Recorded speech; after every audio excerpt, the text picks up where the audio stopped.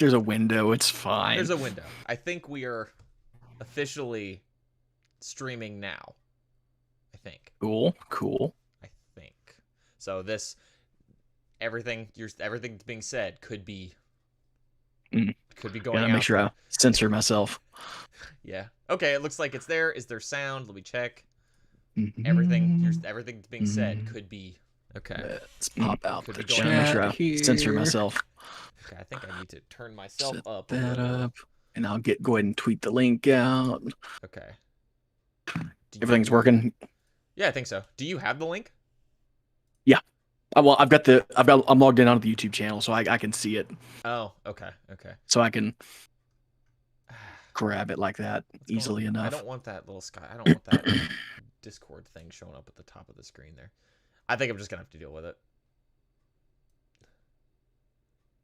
It's fine. It's fine. Wow, Mogo's here already. Did you even tweet the link out? Not yet. Wow.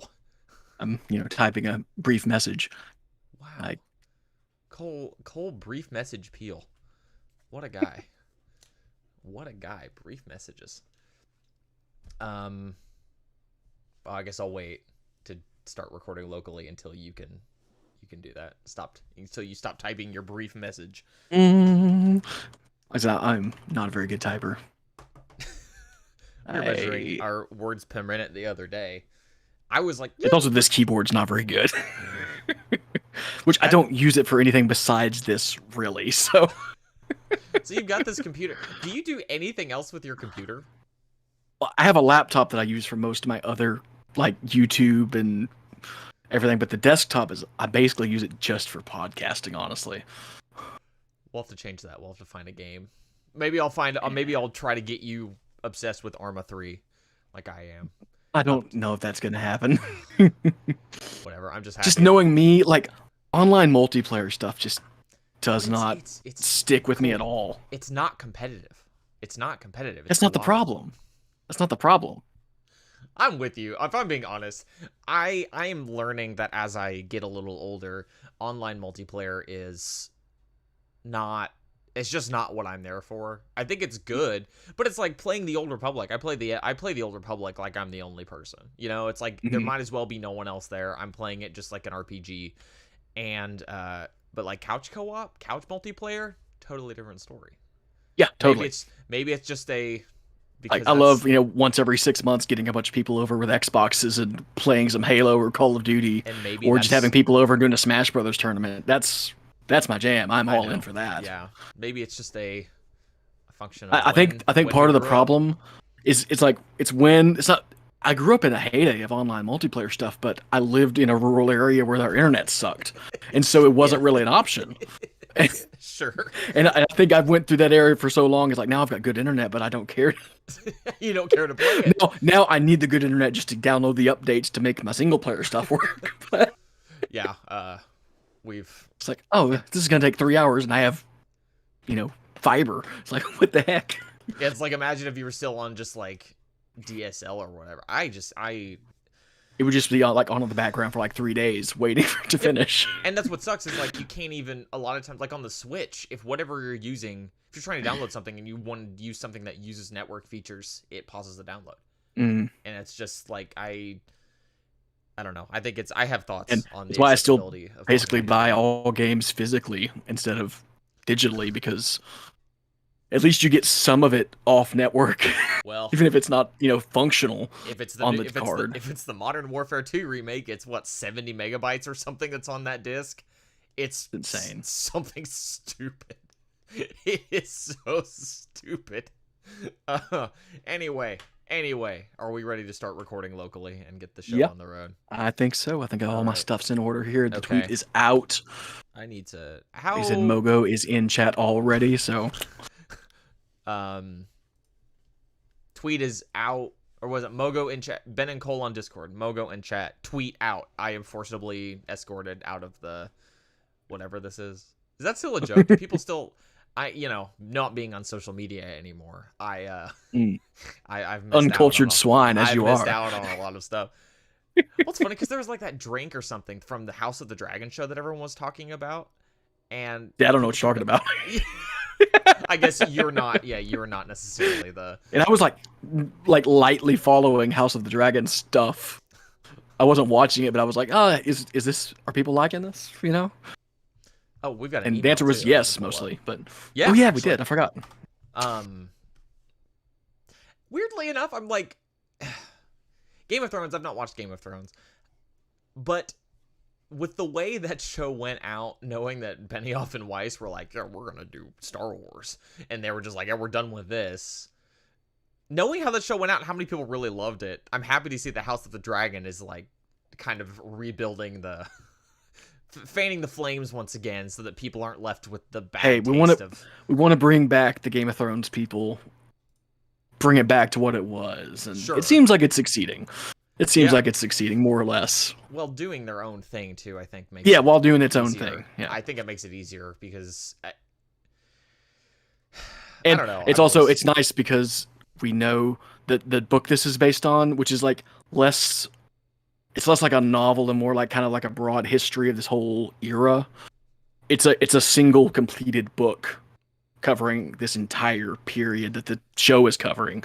So it shouldn't have the problem of running out of material to adapt. Right. It's not the same kind of adaptation, but it feels like okay, well at least they're not going to like, go off the rails entirely. Yeah. Or give up. Yeah, that's the thing that bugs me the most. It makes me like kind of glad that the Star Wars thing got canned. Yeah. Like, guys, y'all really you got this other opportunity, and so you kind of were just like, we'll just obligatory. We'll finish it up and kind of drop the ball with it. And I was like, I felt weird about it. I felt weird about it from the get-go, and I probably said something on the podcast way back in the day when Ash was still on, because I know always in the back of my mind I was like, I don't like that. This show is not that I can't judge anyone. I don't know any of these people, but to me it showed some like lack of creative integrity. The fact that you're willing to who doesn't want to do Star Wars, right? But also I would like to see you finish out what you're doing to the best of your ability. And maybe if they had stayed with like, hey, we want y'all to do a Star Wars thing, and they'd been like, yeah, we're up for that, but take the Rian Johnson, like, hey, I've got some other stuff I'm finishing up, and if you're willing to wait, I'll come back as long as you. It's like, but we've got to finish this up first, and then if they had finished out Game of Thrones and not in such a, at least from the outside looking in, it's disastrous. Yeah. Kind of conclusion. Maybe their Star Wars project would have still happened, and people would still be excited about it. But now it's like, oh, those guys, what hacks. Anyway, we're approaching. We're way off. So we're approaching Star Wars though. So I think we should probably. We are approaching Star Wars stuff, and we have actual Star Wars news to talk about, and we do. I do need to. We haven't talked about Andor in 2 weeks, so we haven't even mentioned the prison yet. Oh man, I need to mention Demogo too. That we have only still watched the first episode of Rings of Power. Yeah, still liked the first episode. The issue is it's my fault. Allison would watch way more TV. I think I just don't watch. You're just not a TV guy for the most part. And you all know, Mogo. You're a Skyhoppers fan. You know that Dexter's the reason the show starts late every week. Dexter's good, so maybe Rings of Power will come next. Maybe that's what I'll pick next. Rings of Power is also like every episode I think is over an hour long. Yeah, like that's 60 to 70 minutes an episode, and it's like, maybe even cool. pushing 70 a couple times. I'm like, it's good that they've given it this time to tell the stuff. I don't know if that's always in the best interest of the show, but it's nice that they didn't feel like they were constrained by it. Yeah, I wonder when Wheel of Time is coming back. I don't know. I haven't heard very much about it, but it's one of those things that I feel like you don't hear about it, and then suddenly a ton of news will come out. And it's like, and it's coming out next month. And it's like, oh, cool. We're back. Yeah, I've again, even with the audiobook, I've taken a significant break from Wheel of Time, and it makes me feel so bad. But it is what it is, I don't know. I'm not going to go on my Wheel of Time soapbox today. We are going to start recording. I am recording locally. I'm hearing the end of Shizor's theme. It's very loud. But yeah, I'm recording locally now. I am as well. All right. I will count it down. Here we go. 3, 2, 1, go. Boom. Cole, unlike Dakota, is always prepared to clap. Oh, Mogo's not watching Rings of Power. Hobbit. They're in the middle of watching the original movies, which that's gonna be a great experience for the first time. I was gonna say, like, that's honestly probably And not no I have shade to against ask. Rings of Power. I'm assuming it's the extended editions, but I do need to ask. Yeah, Mogo, are you watching the extended editions? That is the only way to go as far as I'm concerned. I will not gatekeep you if you want to watch the 3-hour versions instead of the 4-hour versions, but I do think that, like, I think that there's very little that is actually, like, I don't think people add deleted scenes back into Star Wars, and I'm like, Good. It is the extended. Good on you, editions. Mogo, the extended version. People add, deleted scenes back into Star Wars, and as much as I love Star Wars and a lot of those deleted scenes, I'm like, there's a reason this was cut. You know what I mean? Like, yeah, there's a reason they're cut, but there are often times I feel like this could have stayed. Like, I mean, it's one of those things you don't know how the editing process works and what, why certain decisions were made. But there are times I'm like, I feel like this is more important than some other stuff, but you don't know, It's like, I'm not an editor. There are definitely times when I feel like, that scene feels really, like, one of them for me, it's from one of the newer movies, is from Force Awakens. I feel like Kylo in the Falcon with the dice and Han even like putting the dice up originally.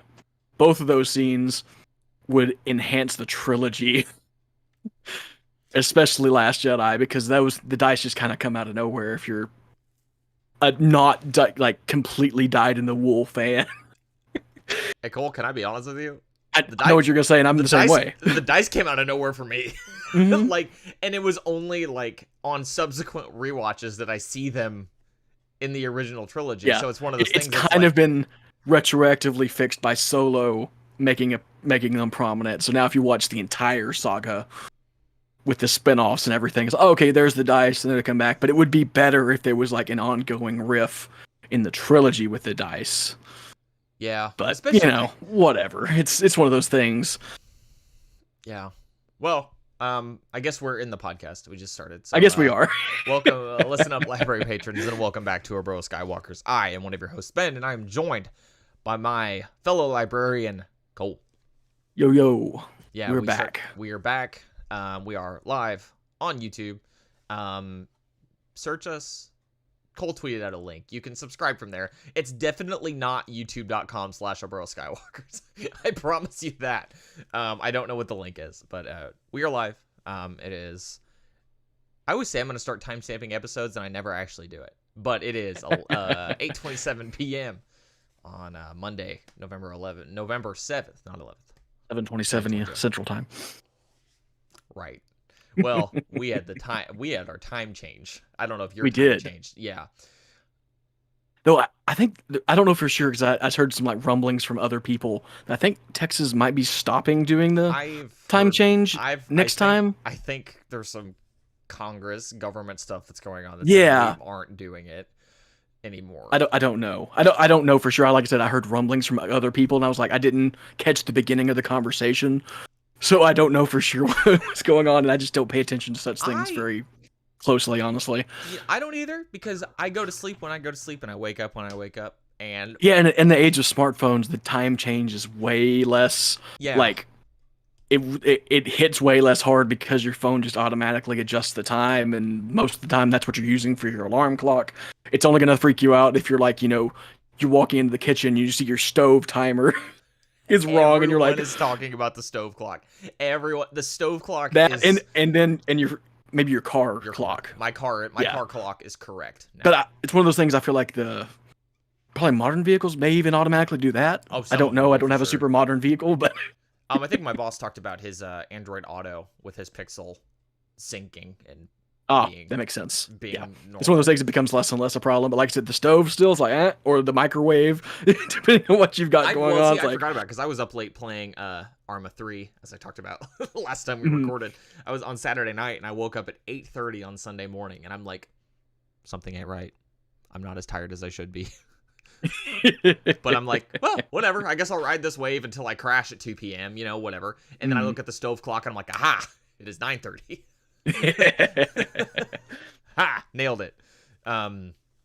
But anyway, I hope you all survived daylight savings time with few to. I mean, ideally, this was the good one as far as like sleep is concerned, at least. Yeah. I don't know. I just feel like I'm still staying. You know, it's like the night. It doesn't even matter because it's just like it's Saturday night. I'm gonna stay up too late anyway. Yeah. Eh. It's one of those ones like you're staying up too late, and then you check your phone, it's like, oh, it's only this time because it's already swapped. Oh, it always throws me off whenever I look at it. You know, you watch it go from 1:59 to 1 or whatever, and I'm like, what? But anyway, there is too much Star Wars to be talking about that it, you know. Yeah, no kidding. To be wasting time on clocks, time. I don't know, man. We gotta clean up our act around here, honestly. As you mentioned, we haven't even talked about the prison. We have not talked about. Oh, don't say it. Don't say it. Don't say the name of the planet. Kenari is where Cassian is from. Yes. It's not Nirkana. That's from Magic the Gathering. You're close though. Narkina 5. Yeah. That's it. Nailed it. Also, Mogo says that he works nights. He typically works an extra hour. That interesting. Do you get paid the extra hour? I was gonna say you better get paid for that extra hour. Because I guess that's. I didn't even consider that. That's interesting. I have to talk to my dad about that. My dad also sometimes works third shift, and I wonder if he's. Again, Dad does too occasionally, but. Moving away from clocks, we are no longer talking about time changes. Done now. Anyway, Narkina 5. The episode and the planet. This show. How is it that each episode is better than the last? It's really incredible. No more than 12. Never more than 12. That was so good. I mean, before we even get to that, we got to get to just the fact that Andy Serkis. It's tying in. It's the tie-in that we didn't know we had that we could have let in with. Surprise Andy Serkis in Star Wars again. I saw some headlines. I'm sure. People talking like Andy Serkis being Secret interviewed. Snoke origins. And I'm like, who thinks it's Snoke? Who thinks it's Snoke? It's not Snoke. It's just he's just a guy. He's just a guy. I mean, I don't blame people because it is the kind of thing that, depending on who was making the show, that could totally be a thing. That's not a Tony Gilroy thing. That's not a Tony Gilroy thing. But I will also say is like I don't know how this is all going to play out, obviously, because we haven't seen the final episode of this arc, so we don't know his fate or whatever. Yeah. But you know.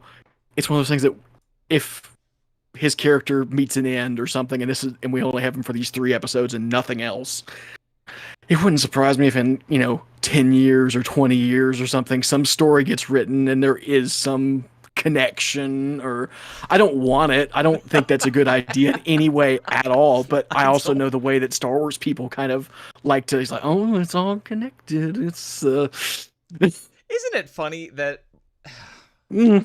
Starting off with a classic, I just think it's funny that, like everyone, it's the whole connection, everything being connected in Star Wars is really starting to feel more and more like a monkey's paw. Mm-hmm. It used to be like, oh, Legends, it all occupies the same universe. And that's the connective tissue. The universe is the connective tissue. And now it's just like, oh, remember this guy in this prison? He's Snoke. Turns out. He's Snoke. Turns out his twin brother was Snoke. Yeah, Mogo says maybe if it was a Favreau Filoni show. Yeah, honestly, that was the elephant in the room. No, they're not that bad. Yeah. And I don't think anyone's gonna write that. I don't think it's impossible. I don't think so either. I don't think anyone's gonna write that story. But it's also one of those things that if it does eventually happen, I'll be like, yeah, you know what? I guess they were running out of ideas, or somebody like realized the connection. We're like, we could totally, and if it's done extremely well, maybe it would even be good. I don't know.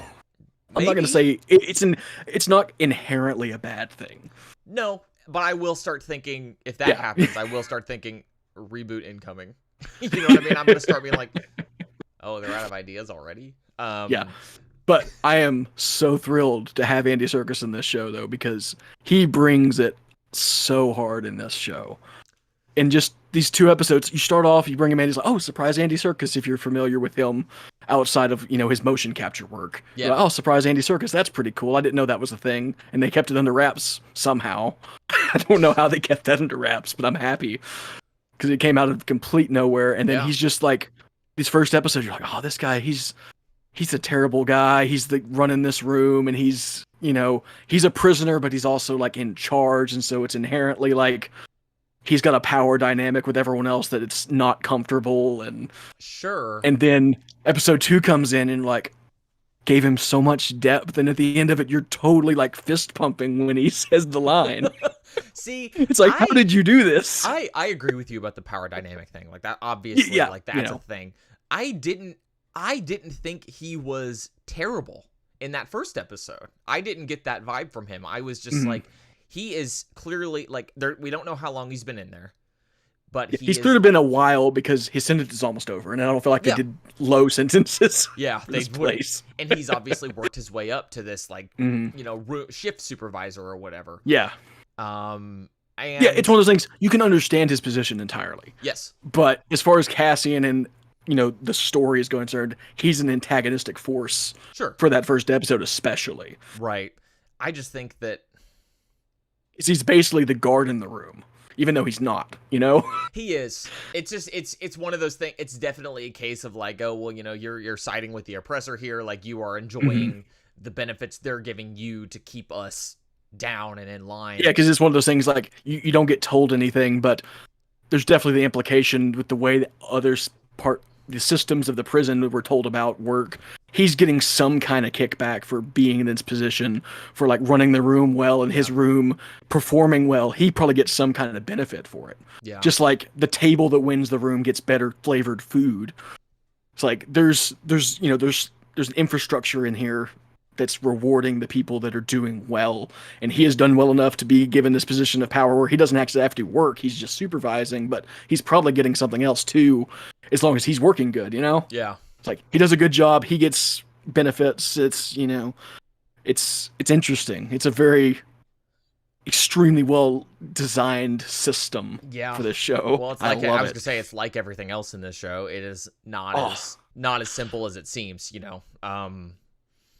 So yeah, I don't know. I kind of liked him because I think I did understand his position of like, look, I don't like this any more than anyone else. This place is obviously pretty messed up, but I'm almost done. I'm trying to keep my head down. I want to get out of here. It's like, stay in line. You'll get out eventually. Is it fair? Maybe not, but don't screw it up for everyone else, because right. Until it becomes abundantly clear nobody's getting out of there. Yeah. That I obviously am jumping way ahead because obviously they just spent a lot of time. Cassian is kind of plotting with someone else, and you can see that the we also have Melshi. Melshi becomes more on the table. It's like good connection to draw, really good connection. That's not in your face at all, honestly. No, because he's Cole. Did we have a conversation about this somewhere? Maybe. I remember talking about Melshi with somebody. It's possible. Maybe I'm making it up. It's one of those things that I think maybe even like casting of him, like coming back for the show, may have come out at some point, like as a leak or a non-official report, and maybe it got brought up. Maybe but I don't know. Maybe I'm just insane. I don't know. But maybe it was the Discord conversation even. Oh, that might have been it. It might have been that. But no, I think that's a fantastic pull-in.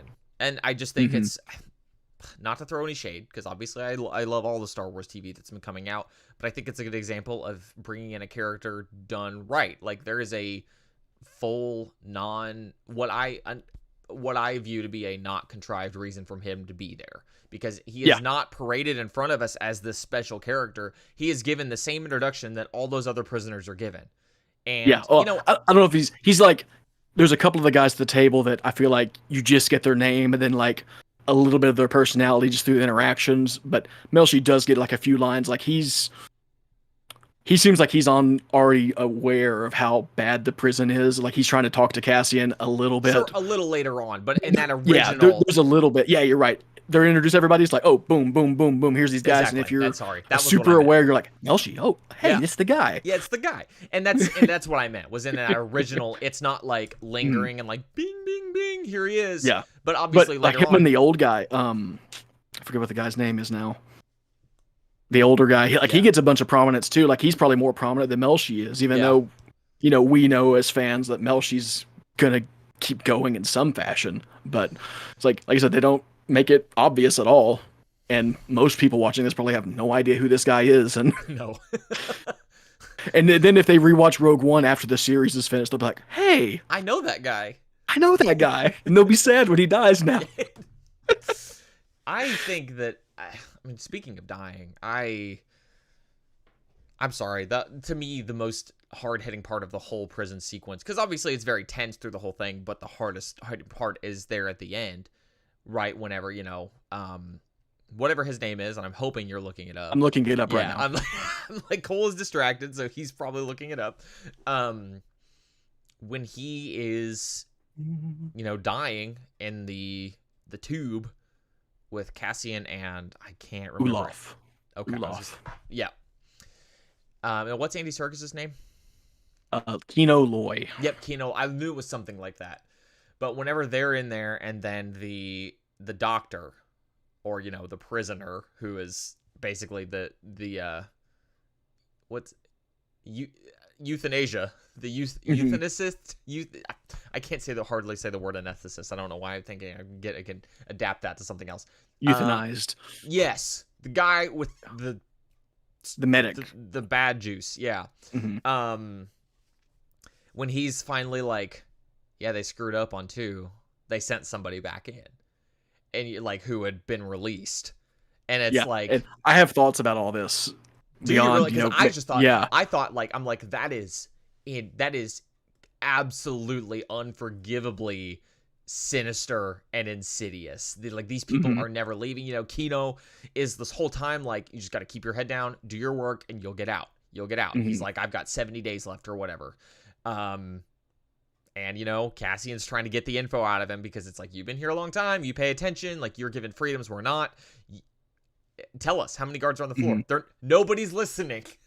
Nobody's listening.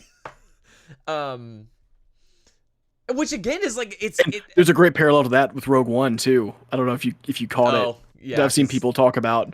It's like, do you think anyone's listening? Yeah.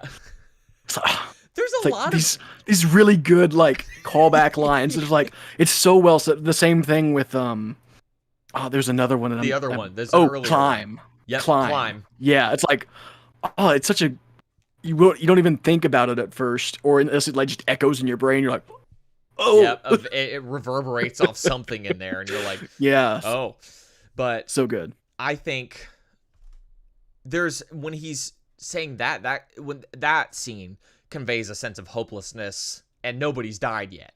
You know what I mean? He's like, nobody cares. No one cares, because we're nothing to them. And then we just get dumped in this hole, and we're just gonna stay here until whatever. Like they're so confident, and even me. I was watching the episode. I think I posted this in the Discord too. I was like, watching the episode and them explaining how this all works. I'm like, I don't know how you get out of here. No, it's such a sinisterly designed system, where the guards, the only interaction guards have with the prisoners is when they bring somebody in or when they remove a body. So you're either coming in or going out one way or the other. And that's the only time. It's like, once you're in, you're just with other prisoners, and there's no, and anywhere you're standing they can kill you instantly. It's super interesting and smart and perfectly Imperial in every way. It is, which is interesting, because it doesn't, the place itself doesn't look that bad. You know what I mean? It's like, it definitely looks like a prison, and the cell. It looks like a prison, but the guard that gives them their orientation when they arrive says that. He's like, hey, you're gonna be fed, it's clean, none of that stuff. We don't have weapons beyond these little taser sticks or whatever. It's like, this is not a barbaric place, where you're you're like rotting with all these people and not being fed, scraps or whatever. It's like, no, it's all very humane. It's very Unless you're the slowest table on a shift, it's like, yeah. It's like, oh my gosh, it's so sinister in how like mundane and just, clinical it is. yeah, it's gnarly. And then just, even then, you've got like, I don't know, it's painful. It's very stressful to watch. Oh yeah. Obviously knowing Cassian is trying to figure out how to get out, like from the second he gets in Mm-hmm. there. But then seeing how, I don't know. I'm not gonna say that I'm like some sort of precog or something, or that I'm a good judge of character, but seeing I as soon as that they're at the end, whenever they realize they're never getting out unless they break out, and Mm-hmm. and Kino Loy, finally cracks never more than 12. Mm-hmm. I was just like, I knew I liked you. I knew I liked you. Like, because as soon Yeah. he's a sensible guy. He's like, oh, it's become abundantly, and you can see him shaken in that conversation. Well, yeah, the first time whenever the lights go out and they're in the hallway, Yeah, and he's like, "What's going on?" And you can see in his eyes like something's wrong, yeah, and you can see that he's starting to like question it. And then the nail in the head at the end when Olaf dies and gets this little bit of information from the med tech, he's like, "Oh my gosh." we're never leaving. Everything I believed in, everything that I, was trusting about this prison system ends up being a lie in some fashion. And so we've got to do something. Yep. Like, I don't know how it's going to work, but he's like, okay, let's do it.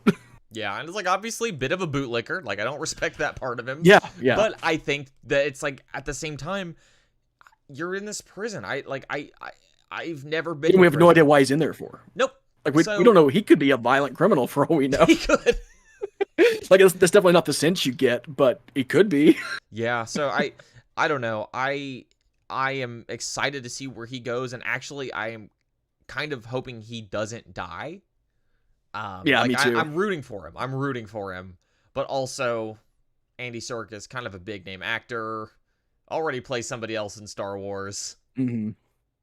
I feel like his days might be numbered in more Like, ways than one. Like, I think his percentage chance of getting out of the prison itself is pretty low. Like, maybe like, I don't know, 25% maybe. But then like surviving the whole show is like almost nil. Yeah. Like, he could make it out of the prison and go on for a while. And, and that's one of the things I wonder about Melshi too, is like, is he already connected with the rebellion in some sense? Right. Or like, I feel like someone that gets out with them is probably going to have some kind of rebellion connection, and unless it just ends up being Cassian connected with Luthen. But Sure. it's hard to say. Somehow it's all going to end up connected. But That's a really.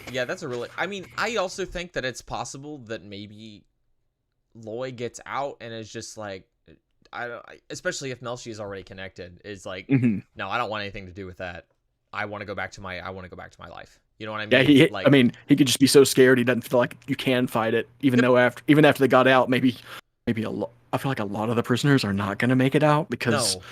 like somebody did the math and it was really fascinating because we're told a lot about the prison, really, in that there's 7 levels with 7 rooms on each floor, and each room has a crew of 50 people in it for a day shift and a night shift.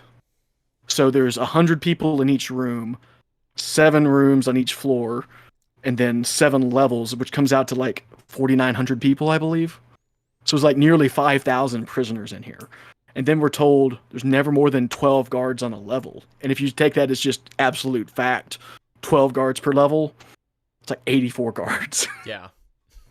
So you do the math like that, and then, but the way it's portrayed whenever Cassian gets brought in, like there's a guard having like transfer from another part of the prison, and they're like, it's like, why is this guy running late? We can't move without this guy showing up. It makes me think they're even like shorter staffed than that, maybe.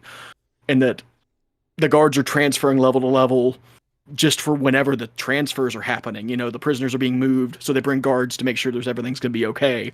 So That's maybe an even less than that. It's that's like, an interesting touch that you picked up on, or an interesting thing you picked up on. I didn't. It wasn't just me. I'm also on the subreddits and Sure, stuff, sure, looking sure, at sure. stuff. People like doing the math. Oh yeah, that's really interesting. It's like, okay, there's like nearly 5,000 prisoners in here, and then probably less than 100 guards is insane. Well, because But they it's also think like it's imperial arrogance, right? They think there's no mhm, way to get out of this. exactly. They feel like it's But a perfect box they put these guys in, and it's fine. But then we also see the breakdown of the system whenever they apparently were being told that they killed an entire floor of people or entire room of people. When they did that, it killed power to the rest of the system. yeah, So they can't just fry everybody. It won't work. you know? that's It that's literally just doesn't work. So it's that's like, oh, you can very see the interesting. cracks in the system.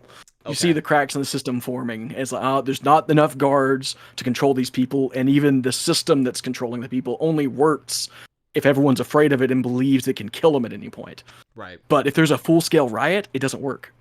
you I know? do I do somewhat related. I do want to jump in. Mogo says that we did talk about this on Skyhoppers, so I There feel we go. much less crazy now. I'm like, we have And Torch is here definitely, too. Hello, yes, Torch. hi Torch. We have definitely talked about this before, which is fine because Yeah, obviously that's why we're here. But it's okay. But anyway, everything we said remains the same. yeah. Mhm. Prison bad. That it's But just funny to on see the how on the whole prison, the people getting killed, I say that's something to talk about there. What do you think? Do you think that no one's ever been getting out ever? Because I don't think that's the case. I don't either. I think that it was at one point. This is Palpatine. It's over. It's Palpatine reaching further and Well, I think it's overtaking it's more. I think it's directly connected to the PORD Yes. reforms that doubled all the sentences. I think the prison was working as they've been told it was up until that point.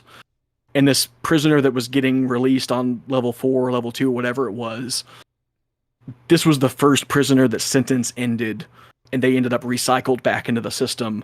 Maybe they weren't supposed to go to a different prison entirely, or I don't know. That's something I've seen speculated too. Is that, but the information we're told from this med tech guy, who's also a prisoner, by the way, like he's not any like more informed than anyone. He thinks they made a mistake. I don't know that that's the case. Like I really kind of feel like they put this guy back in on purpose and then killed the floor, knowing they had to do it, just to put the fear of execution into everybody in there. It's like an example. It's like, hey, Interesting. Interesting. it's like Because I think we that will kill you if you try to like make a fuss about it. We'll kill every single one of you. We don't care. It's like interesting. I didn't think about that that's because just my take on it. I think about it, but I definitely read it as it was a mistake. it very well could be. And that But I don't he think the was person that told us that knows that. That's their assumption, because they're not a guard. They're another prisoner that happens to have medical expertise, and so they get shuffled around whenever medical people are needed. interesting. I don't know what to make of that. Because Yeah, part like I of said, me this is just my speculation, and it's one of those things we might even never find out. Honestly, that it might not even matter. But yeah. that's kind of what I'm assuming. And it's the same thing when there was a lot of speculation that in the Aldani arc that Cinta may have executed all the prisoners they had, all the hostages, Yeah. and that still might have happened, but Yeah. we never got told any of it, and we haven't revisited it at all. So to me, it feels like if that had happened, we probably would have found out about it, but we still could. It's one of those things. And if we never go back to it, it's like, well, you can assume whatever you want to assume. Yep. And But Mogo says it too. I saw it as a mistake, but it could easily be something else. And that's the Mhm. thing. Like that's the beautiful thing about the Empire, right? Is you don't know how far they're gonna Yeah. go. You don't know how far they're actually gonna take it. like they're It's- capable of making mistakes. Yes, but also they're capable of murdering an entire shift of prisoners Just to make a point. to make a point. Mhm. And there's something that's kind of uniquely insidious about that too. No pun intended. That it's Yeah, just no like kidding. I don't know what I don't know what you're doing. I don't know what's happening Mhm. here. To me, the mistake was that if it wasn't a mistake of them, the prisoner coming back in, the mistake was them thinking that their prison system was capable of doing that without showing the weakness of it, and it Yeah. didn't. It showed that it's not capable of killing all these people without it overloading the power system or whatever's going on. And I think that's the thing Cassian and Eldon are noticing, like, hey, if that's what happened up there, they killed all these people. It's like, yeah, that's terrible, but that means they can't kill everybody at the same time. If we all rise up together, it literally doesn't work like that. So, it's like, oh man. And I think I even saw some people speculating that maybe that Olaf, like maybe he was even like poisoned or something by the prison itself to not have the problem of his release coming up. Like they might have put something in his food to kill him because his sentence was coming up. They're like, well, we'd rather him die, and that way we don't have to cycles. He doesn't have to go through this cycle and potentially cause a problem. They can clearly add flavor to their food at any point. There's no reason they couldn't add poison to it. And that's another level of insidiousness. That's like, oh, there's no telling. They're so messed up. There's no telling what is real and what is not. Mm-hmm. I didn't even the image that Wikipedia has for nobody's listening, is I didn't even think about Karn and Miro and how weird that was in this episode. We haven't even talked about any of the other stuff happening in these episodes. Just the prison, and there's so much other great stuff going on too. Like what is Mon Mothma's husband's name? Perrin. Which is it should be easy to remember. Wheel of Time character, but whenever Vel shows up, it was apparently Mon Mothma's cousin, which is funny to me because that is like the most stereotypical like making fun of Star Wars family ties relation there is. You know what I mean? It's like, but it's funny because they planted the seed the episode before. Yeah. Whenever Cinta makes a joke about making her cover, I was running away from my rich family or whatever, and Vel's like, it's like, that's low. There's no need to do that. And then it's like, oh, turns out she's like Chandrillin, royalty's the wrong word, but high society. Yeah. Yeah. So whenever Perrin is talking about like, oh, you're not married at your age, there's not going to be any good ones left, and she's like, shame. Yeah. I paused. I laughed. You can see the double talk so well, but Perrin is like, he doesn't know anything about what she's going on, so she just reads it completely straight. It's like, it's perfect. It's so good. It's very funny. No, all the Mon Mothma stuff was like quietly interesting. It doesn't have the same punch, I think, that the prison stuff does, but it doesn't mean it's not good. Yeah, you have her, addressing the Senate, trying to like talk down all these reforms that are getting out of hand, and you have people like being like, yeah, listen to her, and then other people just like shouting her down and shutting down their booths and leaving. It's like, you can see the Senate just dying a slow, withering death. And it's hard because there was enough ambiguity with last time, or in the last time she talked to the Senate, and it was kind of empty. But it seems like, it's like, okay, well, maybe that was because of the Aldani heist, because it seems like the people that were there were looking at that anyway. We're like, right. Yeah, they were getting the news and then leaving too. So it's like, oh, yes. Yeah. But now, so you're like, okay, maybe the Senate is still somewhat functional, but this was a one-off thing. And now you see, no, there are people there now. They don't care. All of these. So many of them just don't care. Well, like, think about it. Like, all the corruption that was present during the Republic isn't just gone. Oh no, it's definitely not gone. It's gotten worse. It's gotten worse. And these senators are still there. So, like, in A New Hope, whenever Tarkin's like, the Imperial Senate is gone, you're like, oh my god. And now, but now looking at it's like, it was already gone. It was already gone. It's literally just. It's just a public-facing thing to give like the semblance of a people's voice in this empire that Palpatine just has kept up, just as like, it's a formality. It's just something to give the people something to feel like they have a voice. And it's like, and after the Death Star's finished, they're like, we don't even need that anymore. Nope. It's like, yeah. I've seen some chatter about Palpatine making an appearance in this show, and I want to go on record as saying I don't think that's going to happen, and I don't think it needs to happen. It doesn't need to happen, but especially with Ian McDiarmid already having appeared in Kenobi, sure, it makes me think that there's definitely a shot at him showing up, or maybe even just like a like maybe he makes like an address like to the Senate or something, and maybe we don't even see him physically. We just hear like a voiceover. It's like some kind of proclamation he's Yeah. making. I could see something like that happen, and maybe we don't even see it from like Mon Mothma's point of view. Maybe we see it from Cyril's or Luthen or somebody, just like literally like a news broadcast, which we've already saw like a news program that Cyril was watching in his home, which was interesting. Yeah, it was. So we don't. That's something we see so rarely in Star Wars. Like It is. it's like, oh, it's like a TV program. This Yeah, news, like they're just watching it. diegetic media in Star Yeah. Wars. Now, that's something that's interesting too. Is we get this big painting shot of the Senate that's full, Mhm. and full as full as it is. There's people there. Yeah, There's some people there. and I was looking at the kind of where the Chancellor Mhm. or Emperor sits, and I'm like, is Palpatine down there? And I realized, probably almost certainly not, because you could go take it all the way back to Revenge of the Sith, where he's like, the attempt on my life has left me deformed, or whatever, whatever the quote is. But my So it's resolve has never been stronger. So like He's got Sith to do, that's what I mean. Is like, I'm just like, no, Palpatine's not down there. Not only because of like, oh well, he has his personal like kind of fake reasons for staying out of the public eye, but also he doesn't care. No. He doesn't care what any of them are saying. He might make like, a yearly State of the Empire address or something. Sure, but otherwise it's It might be his Masameda only appearance. Masameda has to sit in the thing Or and listen to either this. Masameda or blanking on the other one, the Umbaran person.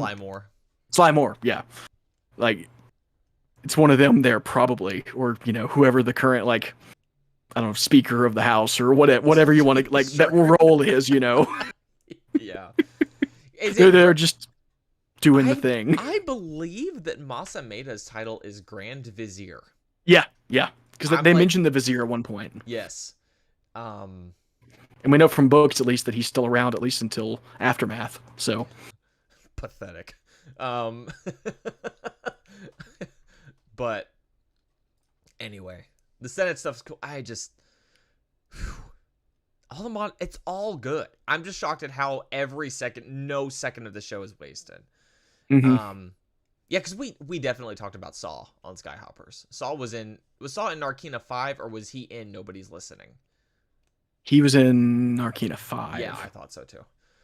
He must have been if we talked about it on Skyhoppers. Because I remember talking about him. He was a very welcome appearance. I didn't realize it's interesting hearing about these other rebel groups that he doesn't see eye to eye with is interesting, and we're seeing like the thread of those. Like, that wasn't just a one-off mention. There's ongoing, like, behind the scenes, like off camera drama happening with what's the guy's name? It's like Krieger. I think Anto Krieger, I think, is the guy's name. He's some rebel group that I think is new to the show, but Saw specifically doesn't like him because I think he was the one that was separatist formerly. Yeah, I think so. And of course, I think so. So he's like, Saul's like, obviously hates the separatists for. Yeah. We've seen the reasons for that, and so this guy's like former separatist, and Luthen's trying to get him to hook up. It's like, hey, if you could provide some air support for this raid that he's doing, it'd be great. Saul's like, nah, definitely not. I hate the guy, and there's other guys too. He's not amenable to cooperation unless their ideals completely line up. And Saul is such a radical that's unlikely. Which is one of those. It's very frustrating because you want to see the rebellion kind of pick up steam, and you've got people like Saul who are so jaded and so siloed in their thinking that it's like. But hey, I mean, I think it was one of Krieger's pilots that got. Yeah, that's what I was gonna say. That's the thread we've seen continue. Is like, oh, one of Krieger's pilots got caught. Yep. And they were so quick about catching him and like silencing him that no one knows about it. Knows.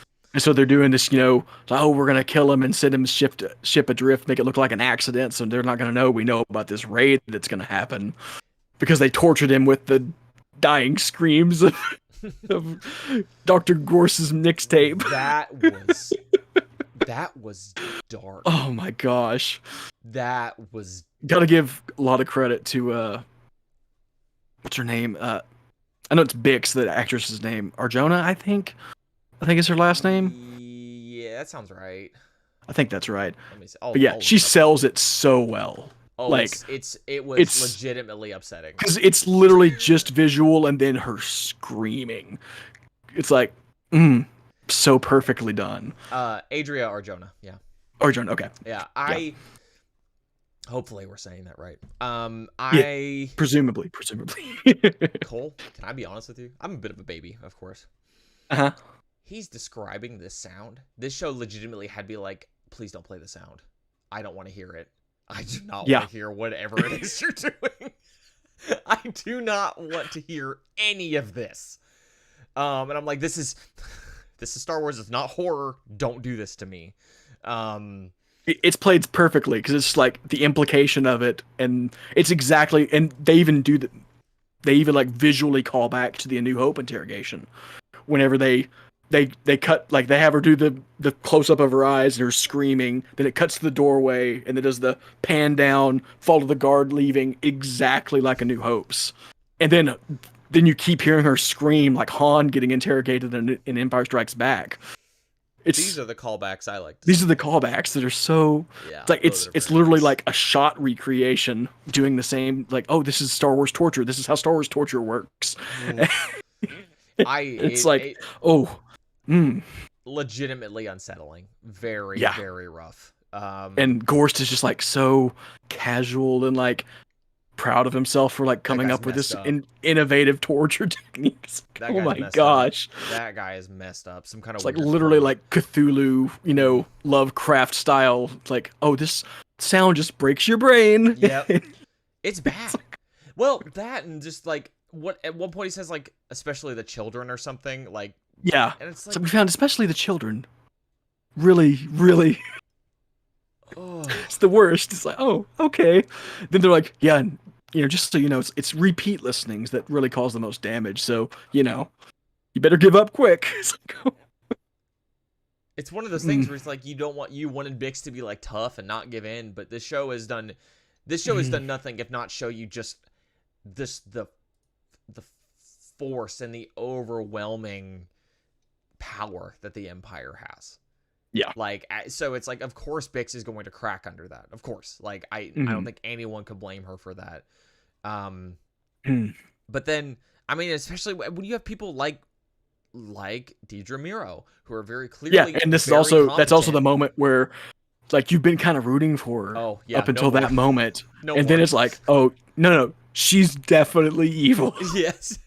And didn't she, I think the actress gave an interview talking about that, how she's playing that character. Is like, oh yeah, you kind of want to root for her, but it's like, no, she's the worst kind of fascist. Like, she is the worst of the worst. And yeah, I think she is. Yeah, and that's the turning point. It's like, oh, suddenly we're putting her in a room with characters we know and like, and she's torturing them. It's like, oh, I was kind of liking you, and now that's become pretty icky.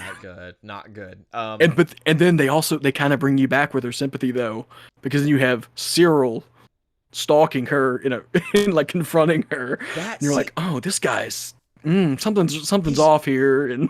It was so subtle. That switch, because again, you're kind of rooting for him. It's like, oh, like he's just trying to pick his life back up, and maybe he ends up siding with the rebellion later on. No, that's not happening. Yeah, no. I feel like we've crossed over that line now. No, he's done. He's gone. Until this, maybe that was possible, but no. He is gone. He is fully coming unscrewed, and it has gone beyond wanting to clear his name and fight for order. He's losing it. I think he's losing his grip on reality. And it was so subtle. It was very well acted. And that whole scene, it's like, it just all is so funny how fast it fell apart for him. Yeah. Yeah. You're like, oh, he's not all there. He is no longer all there. Yeah. But I did think that, but Miro is just so deadly competent. Obviously she's put all this stuff together, and her lieutenant or whatever, the guy that's her right-hand man, that guy's been. Yeah, and he's stepping up too, and that's one of those ones I wonder about. It's like he's clearly stepping up in the same way that she was, like kind of speaking out, like showing initiative, and maybe she's threatened by it. I kind of got the vibe. Like, and maybe that's going to be Cyril's in. This underling she's got is gonna take a step too far, and she's gonna ice him or whatever, and then bring in Cyril because, like, well, he's clearly showed he's like I think Cyril's gonna like he's gonna find some actually good intel just through his job or Yeah, something, something. bring it to the ISB, and it's gonna be the perfect moment of her needing somebody and like plug him in, and then suddenly, oh no, He's a true get these believer two. in the worst way. Yeah, yeah. I don't know, man. Uh but I think there was something like I was kind of impressed by the efficiency of their plan and how, because Partagaz, weirdly enough, again, fascist secret police. I get it, not a good guy. Yeah, But Partagaz is kind of likable. There's likability to him. there's a weird likability to him, and because it's fiction, it's okay. Mm-hmm. That's what I keep telling myself.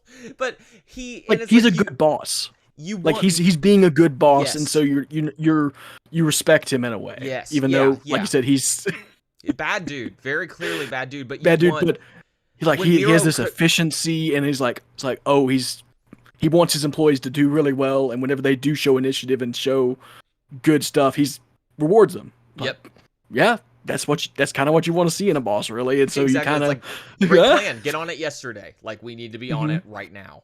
And he hasn't been the one that coming up with any of like the awful things that are being implemented. No. He's one of the middlemen that everyone's either reporting to or he's reporting up to, Wolf and who's actually the one, handing out the decrees and stuff. Which is funny because it's funny because in Clone Wars he's kind of a nothing character, but definitely not a bad guy. Mm-hmm. And now all of a sudden it's like, no, he's a bad guy. He is the Like, yeah, you wonder, it's like, because if you're aware of who he is and where he ends up, you're like, maybe he's like one of the better Imperials, Thrawn-esque or something. No. He's the Andor team is very clearly, they're like, no, they're all bad. No. They are all bad. You can't trust a single one of them. Mm-hmm. But at the same time, they've just the ambiguity and the kind of the shades of gray, if you'll pardon the expression, that they've It's not Jedi, it's okay. It's okay, exactly. Because these characters are all bad, but you still the two of us clearly have complicated feelings on them. And so it's they're all so compelling. I know. It's great television. It's really good. And it's just I don't know. It's really good. I'm excited to see. Going by the pattern they've established, this week's episode is going to be a banger, man. It is. It's the conclusion to this little arc we're getting. It's like, oh, man, we're going to see some stuff. It's going to be great. I'm bummed that it's not Tuesday night. Well, for more reasons than one, it is just Monday night, and therefore I have to work another 4 days. But I'm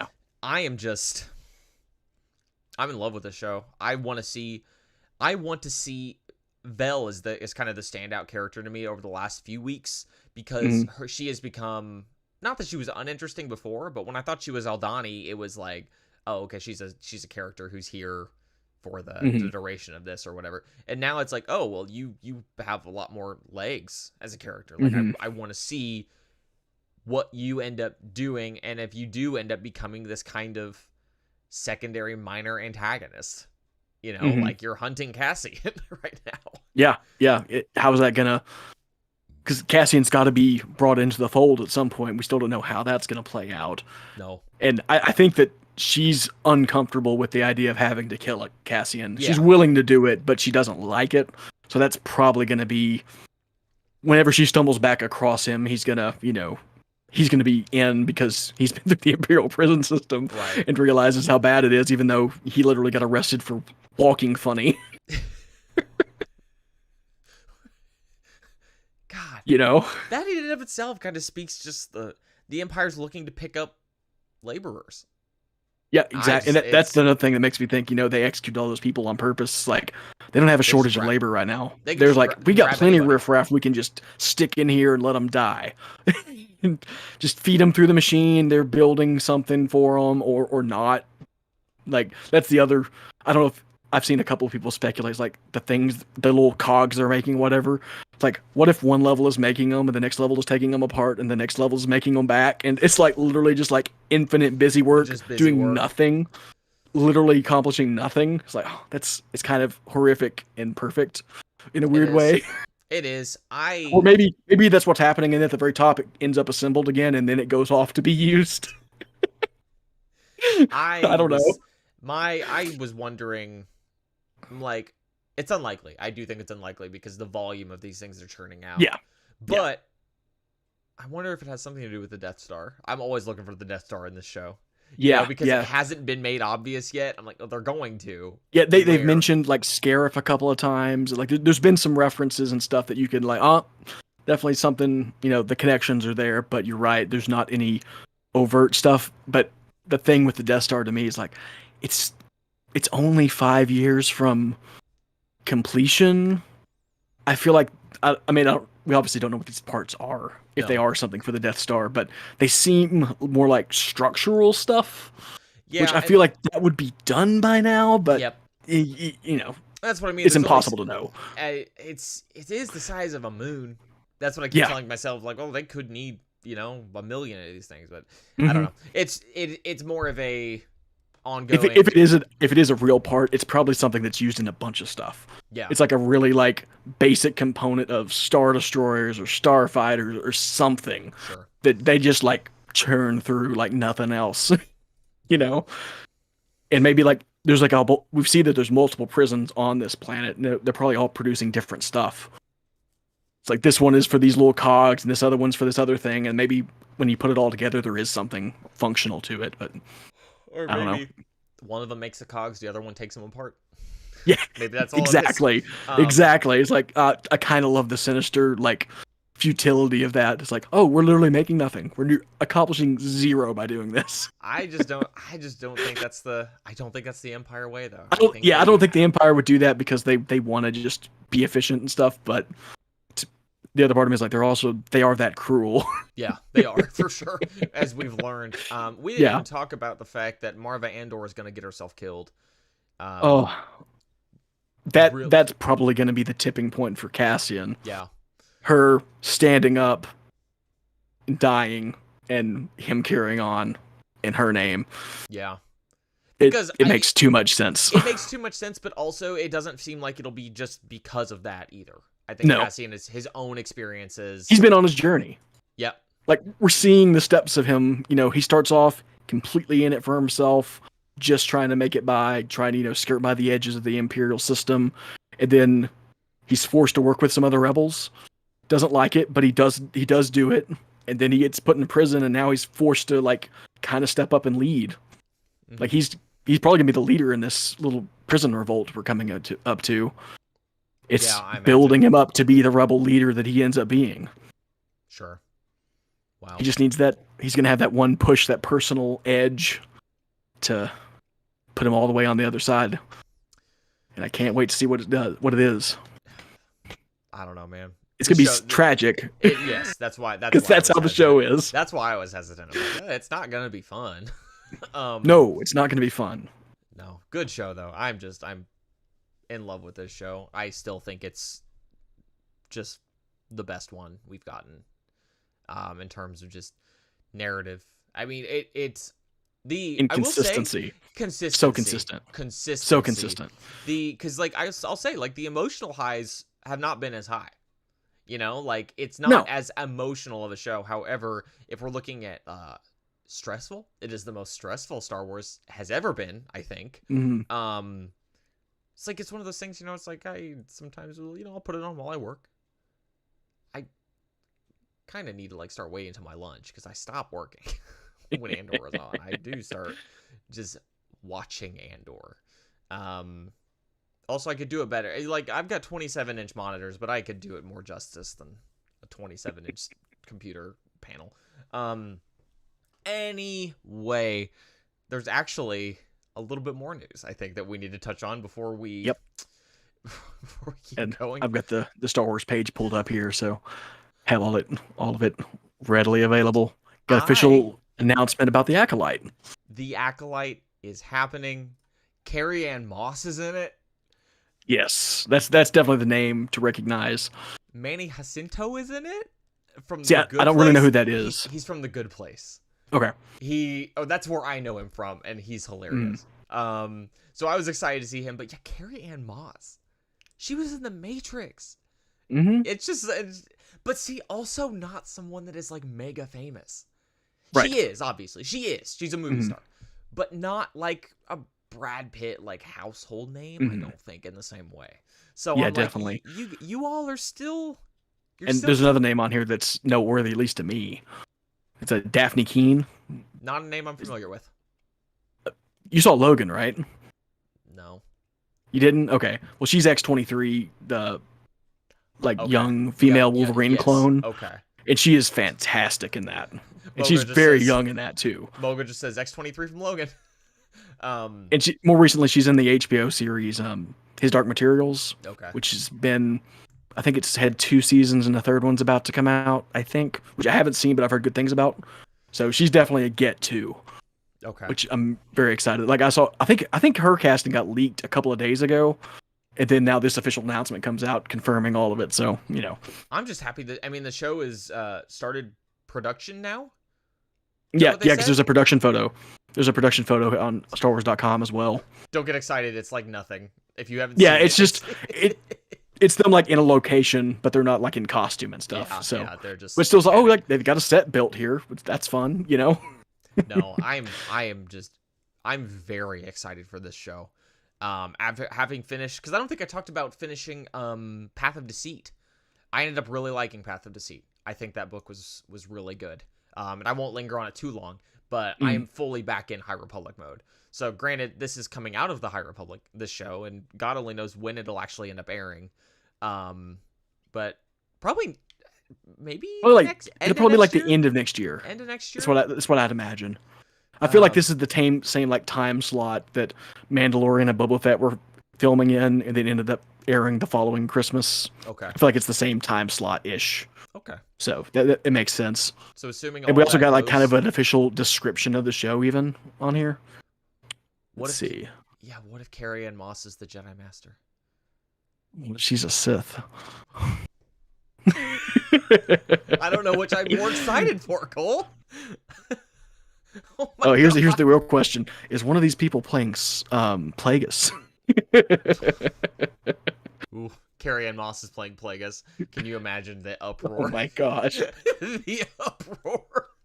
I mean, as long as she's a moon, I think I'd be okay. No, it's like Lupita Nyong'o as Maz Kanata. It's like, don't waste her, Yeah. But not that she did poorly as Maz. It just seemed like kind of a, whatever. I don't know. It's very strange casting. It'd be that's how you could put it. It would be very strange to cast Carrie Ann Moss in either like Plagueis deep fake or heavy prosthetics. There's also the option that Plagueis is not a moon, and she could be Plagueis. Because as far as I know, confirmation-wise, we don't know anything about Plagueis in canon. We know that he exists, or that Sidious talked about him at least.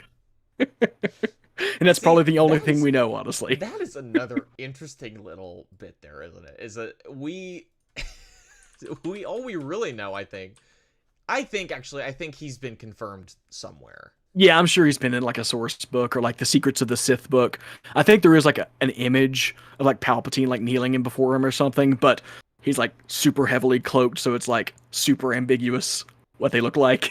Yeah. It's like, are they an alien? Are they human? We're not gonna say for sure. It's like Bothans. They exist. We just haven't seen them yet.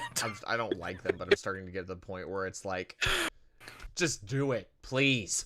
If you're gonna change it, just change it and just get it over with. Just get it over with. Just get it over with. Because you know what? If we're being honest, Legends didn't have a consistent look either. So you might as well just change.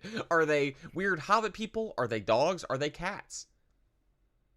Your guess is. There's a connection to our book this week too, in a weird way. Yes. I need a random article. That's read the little blurb. Read the little blurb. Well, I'll read the little blurb for us. Okay, so this is from the StarWars.com article. It says, The Acolyte is a mystery thriller that will take viewers into a galaxy of shadowy secrets and emerging dark side powers in the final days of the High Republic era. A former Padawan reunites with her Jedi Master to investigate a series of crimes, but the forces they confront are more sinister than they ever anticipated. And then it says, the High Republic saw the Jedi Order at its prime centuries prior to the Star Wars: The Phantom Menace. And you can learn more about this by reading the High Republic books. Yeah. So, so it's like a crime mystery thriller with like Jedi investigating some dark side stuff and stumbling across like this speaks to me, which is it's vague spoilers to Rule of Two. It kind of seems like that kind of stuff with the Jedi plot from that. If you know what I'm talking about, Yeah. vaguely, where Yes. like some Jedi are investigating something and stumble across the Sith, and then bad things happen. We'll Yes. say. Yes. It's like That's a very non-specific, but it's like that seems like in a vague sense, kind of what they're going for. I will say, having read Path of Deceit, they've really been not shying away from bad things happening in recent in recent. I mean, look at Andor too. It's like that's it's their Yeah, bad. A lot yeah, of bad things are happening. they've gone really hard. Like the torture scene, there was a suicide. There's a whole bunch of stuff.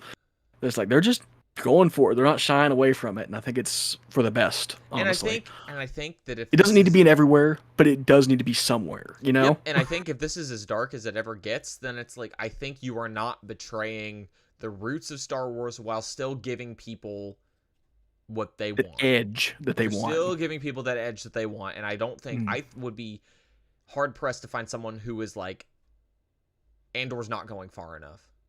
You know what I mean? Like I just can't imagine there's I'm sure there is. I'm sure there's somebody out there, but I think they're probably in the minority. I think the show has found the adult tone. Agreed. So I don't know. Acolyte, very exciting. I'm very excited for that. Let me double check there was no other news stuff. I don't think there was, but I want to go ahead and double check while I'm thinking about it. Okay. I'm ready for a random article if you don't find anything. Yeah, if you want to go ahead and go to the random article, I'll just double check everything. Okay. This article is entitled West Champion? Champion? It's champion, but with an extra N-E at the end. The West Champion was a starport on Coruscant located 200 kilometers south of the Imperial Palace and 20 kilometers west of Orowood. It was heavily damaged when the Yuuzhan Vong took the planet. It appears in Darth Plagueis, where it is mentioned, the Darth Plagueis audiobook, where it is mentioned. Spectre of the Past, unabridged audiobook, and New Jedi Order of the Unifying Force. This is sourced from Coruscant and the Core Worlds. So what I'm hearing is that Timothy Zahn came up with this, and James Luceno fell in love with it. It definitely seems correct. That also seems to be pretty consistent, I think, with their relationship. And just how James Luceno will grab onto any detail and elaborate on it or name Any detail, he's like, way. ooh, I sense. There's potential here. Potential connections all abound. I've actually never heard of Orowood. It's a high-class area on Coruscant that contained the Orowood Med Center and Orowood Tower. Located, I mean, obviously... It does sound vaguely familiar to me. I guess I have heard of it. It appears in Courtship, Spectre of the Past, Vision of the Future. I have read all of those things. And then New Jedi Order, Agents of Chaos, Order, and Star by Star. So, Orowood was named after the Orowood of Alderaan. It had originally been planned to be a living area for those who survived the destruction of Alderaan. However, Coruscant was never popular with Alderanians, and after the siege of Coruscant, the remaining Alderanian refugees also left, and the project was abandoned. Not shocked. Coruscant is all city. Anti-Alderanian sensibility, honestly. Yeah. They'd probably be more inclined to be there after the New Jedi Order. Yeah. Probably still not what they're into, but a little bit more so, maybe. I would really love to see what Coruscant... A depiction, a really cool depiction of it, yeah. Didn't even talk about the fact that I started reading Bloodlines. Oh, you did? Yes, I did not. Oh, it makes me so happy. Literally just the sequel. The Boba Fett part is just the sequel to Republic Commando. It's the sequel to True Colors. It is, and it's wonderful. And I'm just like, I'm really glad I at least read True Colors first. Yeah, there's definitely a lot of connections there. Yeah, and I will say, this is one of the only times that I'm seeing... I can't quite put my finger on it, and I'm not going to dwell on it too much right now. This is where I'm starting to see a few cracks in Karen Travis's writing, but definitely nothing to the... I think a lot of criticism towards her is just hurt feelings, honestly. Like, you know what I mean? I just feel like there's a Mhm. lot there's a lot of callbacks, a lot of just name dropping is the wrong term. It just feels very something. But it's not bad. You've really stepped into her realm when you were reading Yes. the book. Yeah. Yes, and I think that's how you put it. Where it's like, and I imagine that's going to continue on, and I can see Mm. why people wouldn't like that. Where you do kind of, it's like, yeah, I like the Karen Travis way of doing things in Republic Commando. This is the first non-Republic Commando Right. Star Wars book of hers that I've read, and it feels at points like Republic Commando. Hmm. So, you It's know, stark contrast to Aaron Alston's style too. yes, yes, but it's not bad. I'm really enjoying it, so I don't want to give Yeah. the wrong Hey, idea. I'm assuming you've already read some Boba Fett stuff in it. Oh yeah, I'm Yeah. not Do you like quite. his portrayal in it? It's pretty good. It is not quite my favorite because there's still just a little bit too much like grit there. Hmm. Too much like, oh, I'm Boba Fett, I'm so cool. But he is Boba Fett and he is cool. You know, like he's That's kind of his thing for and a long time at his least. little I'm curious to see how his whole plot thing wraps up. Hmm. Oh, I guess I could talk about it here. It's a minor spoiler for this book, but it's from a book that we've already read. So Hmm. they talk about how Kosai turned up. Like we have reason to believe that Kosai was found. Do you now? Oh, it was funny. Yeah, she turned up in pieces. And Boba's like, Mm. it's like, well, when someone wants to like, oh, well, if she's missing some fingers or whatever, like, that's usually what people cut off when they're trying to convince somebody. It's like a little more than that. Pretty important part. Oh, it was funny.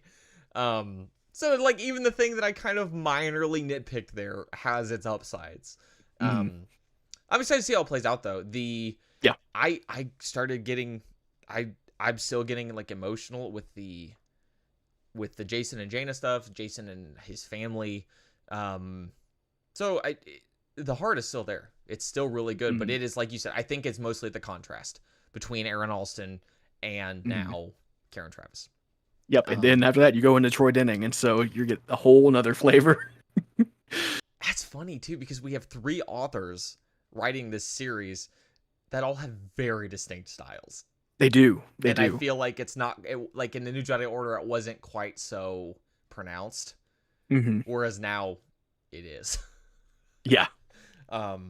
Oh my god, we gotta start talking about this book, Cole. Is there any other news? Yeah, Did we miss probably. Did we miss any news? Nope, I didn't find anything, so I think we are good to move on to the book Okay.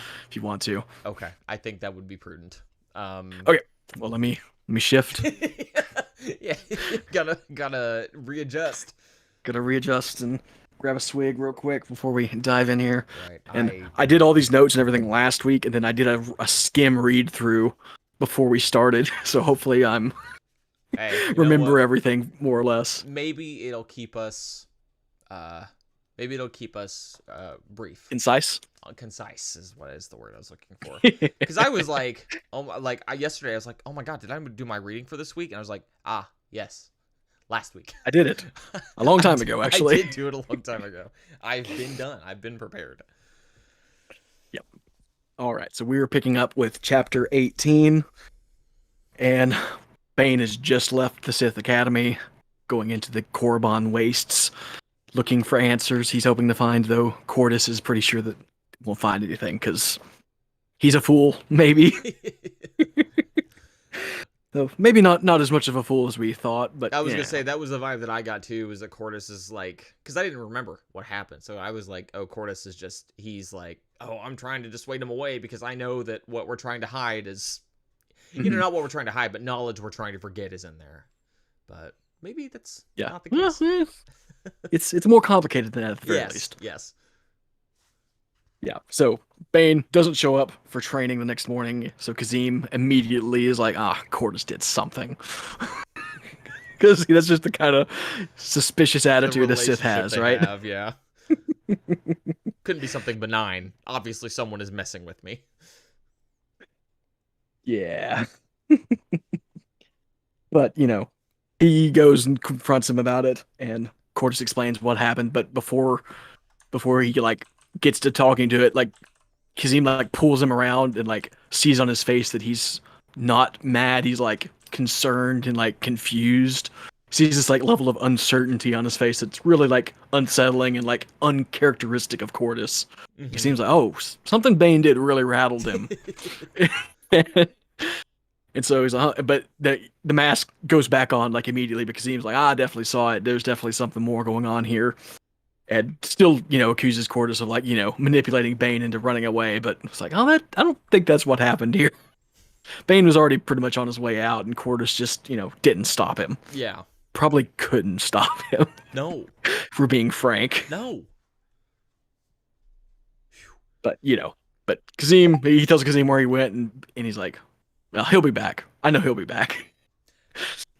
He believes in him that much. Bane is starting to get scary, like 100%. Like, he's above and beyond at this point. Yeah, he's turned a corner in a certain way. It's like, oh yeah, he's frightening. So and then we find Sirak. He's recovering from his thrashing that Bane gave him. Took him 36 hours, which is not nearly as long as it took Bane to recover. So some mercy, I guess. So that's kind of the point. It is kind of also. I just think Bane somehow maybe it's because we got Bane's point of view and we didn't have Sirak's point of view.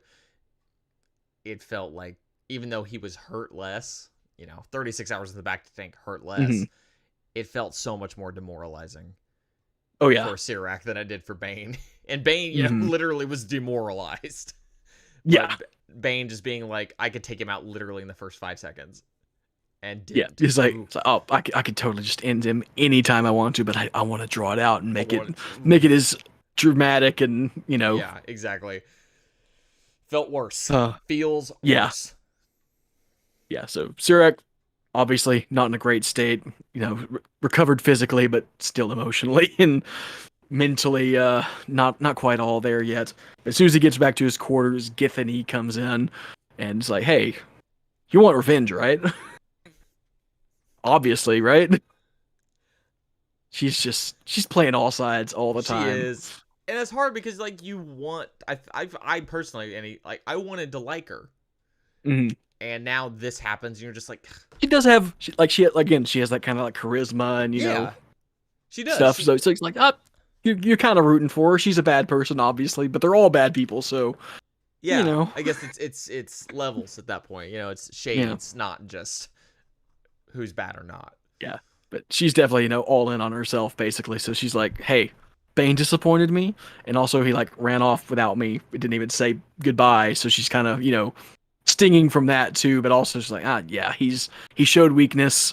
Nobody else even sees it, but I saw that he doesn't have what it takes to be proper Sith. So help me kill him. We'll get your revenge, and you'll be the top dog again, right? And he's like, "Cool, let's do it." Back to training. She's flipped sides. So Sirak and Githany, power couple. But could Sirak let's be real. There's a bunch of other Sith apprentices now that know that Sirak can be beat. If I was Sirak, I guess maybe you don't want to have that self-doubt as a Sith. If I was Sirak, I'd be like, I cannot be the person that I was before he beat me. Like Bane, to me, Bane has ruined his reputation. Like, he is no longer unbeatable. That, or they're just, now everyone's afraid of Bane and Sirak, as opposed to just Sirak. Yeah. It could just be that. It's the thing, like, in theory, Sirak is, like, on the same path that Bane was on after Sirak thrashed him. Like, he could, fall only to rise even higher than he did before, but, he's also not the main character of the book, so probably not going to happen. That is not what happened. Read between the lines, you can probably tell that's not going to happen, but And you don't even have to wait. We'll get there. You don't have to wait. You don't even have to wait. You don't even have to wait. Yeah, that's one thing I noticed in this. It's like, man, this book, it really moves at a clip. It does. Like we get through a lot of stuff really quickly, and it's like I feel like it could be expounded upon more in places, but it doesn't feel bad though. Like, it doesn't feel. No, it doesn't feel bad, but also it's like, oh wow, we literally spent one chapter doing this thing. And now Bane is on to his next triumph. Yeah. Yeah, he's on to his next thing. So, and speaking of Bane, he is on his way through the Korban wastes to the Valley of the Dark Lords.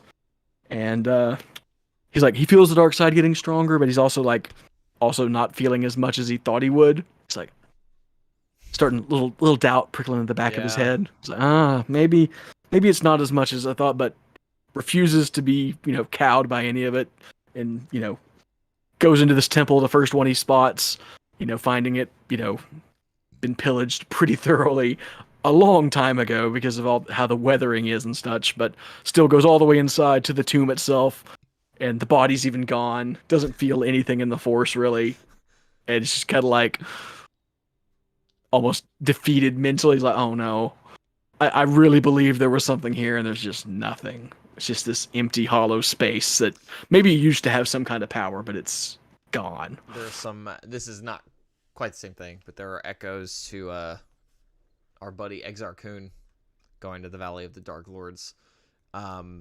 Different, obviously different story, but I just am always into people making pilgrimages to the Valley of the Dark Lords. I just always think that's very cool. Or the Valley of the Jedi. Or the Valley of the Jedi. Both valley. If it's a valley in Star Wars, I'm probably here for it. Valley's good. Mountains not as much, like Mount Yoda. Yeah, there's a bit of a lower hit rate on mountains in Star Wars. Yeah. So Bane comes up empty here on Korriban, but then we go back to Rusan, and Kopex is observing the camp, the Sith camp, and things look pretty dire. No one's in good morale. They're just been beaten back. Like, the Jedi and Sith are basically at stalemate, just harrying each other, and none of them ever accomplishing anything at this point. Yeah. And Kopex is like realizing, looking around, like, this is bad. This is really bad. We're not like we showed up here expecting to just wipe the Jedi out, and it's been just months and months of futile efforts, basically. And so he goes to Khan and like sees him, like he's kind of unraveling a bit. Yeah. And it's so interesting. Like I really do like the portrayal of Khan. Like, he has, usually when we see him, at least the first few times we see him, he has this, supreme confidence and projects this confidence onto all of his people. And then we see him here, and it's clearly taking a toll on him, and that's reflected in all the other people. Yeah. But then as soon as Kopex is like, hey, dude, we've got to like bring in the academy students, because they're better than a lot of the people we've got here. We need an infusion of fresh blood. And as soon as Khan like is like, okay, yeah, that's what we need to do, he like brings himself back, like brings his confidence back, this projection, and just immediately affects everybody. Like, Kopex immediately is like, oh yeah, he's got it. And it's very clearly like, oh, he's manipulating everyone so hard, and he can't keep it up all the time. Yeah. It's like, it's clearly not working, and he can only keep it up whenever the people are watching. Yeah, when he's thinking about it. Yeah, it's like he has to consciously be doing this all. It's like, it's almost like battle meditation all the time that he's got to maintain to keep the confidence of everyone up, because his plan isn't working. Yeah. And so his own doubt is like killing them, killing the morale of the entire camp. And it's like, oh, it's pretty interesting, actually.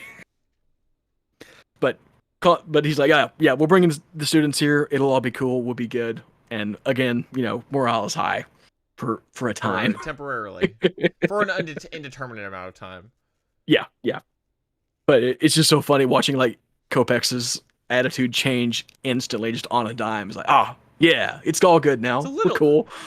A little unsettling too, that makes you just realize that, like, I think we are supposed to realize that, oh yeah, he's putting this on. Kopesh doesn't realize it, but we are supposed to be like, oh, he's just putting this on. Yeah. Mm-hmm.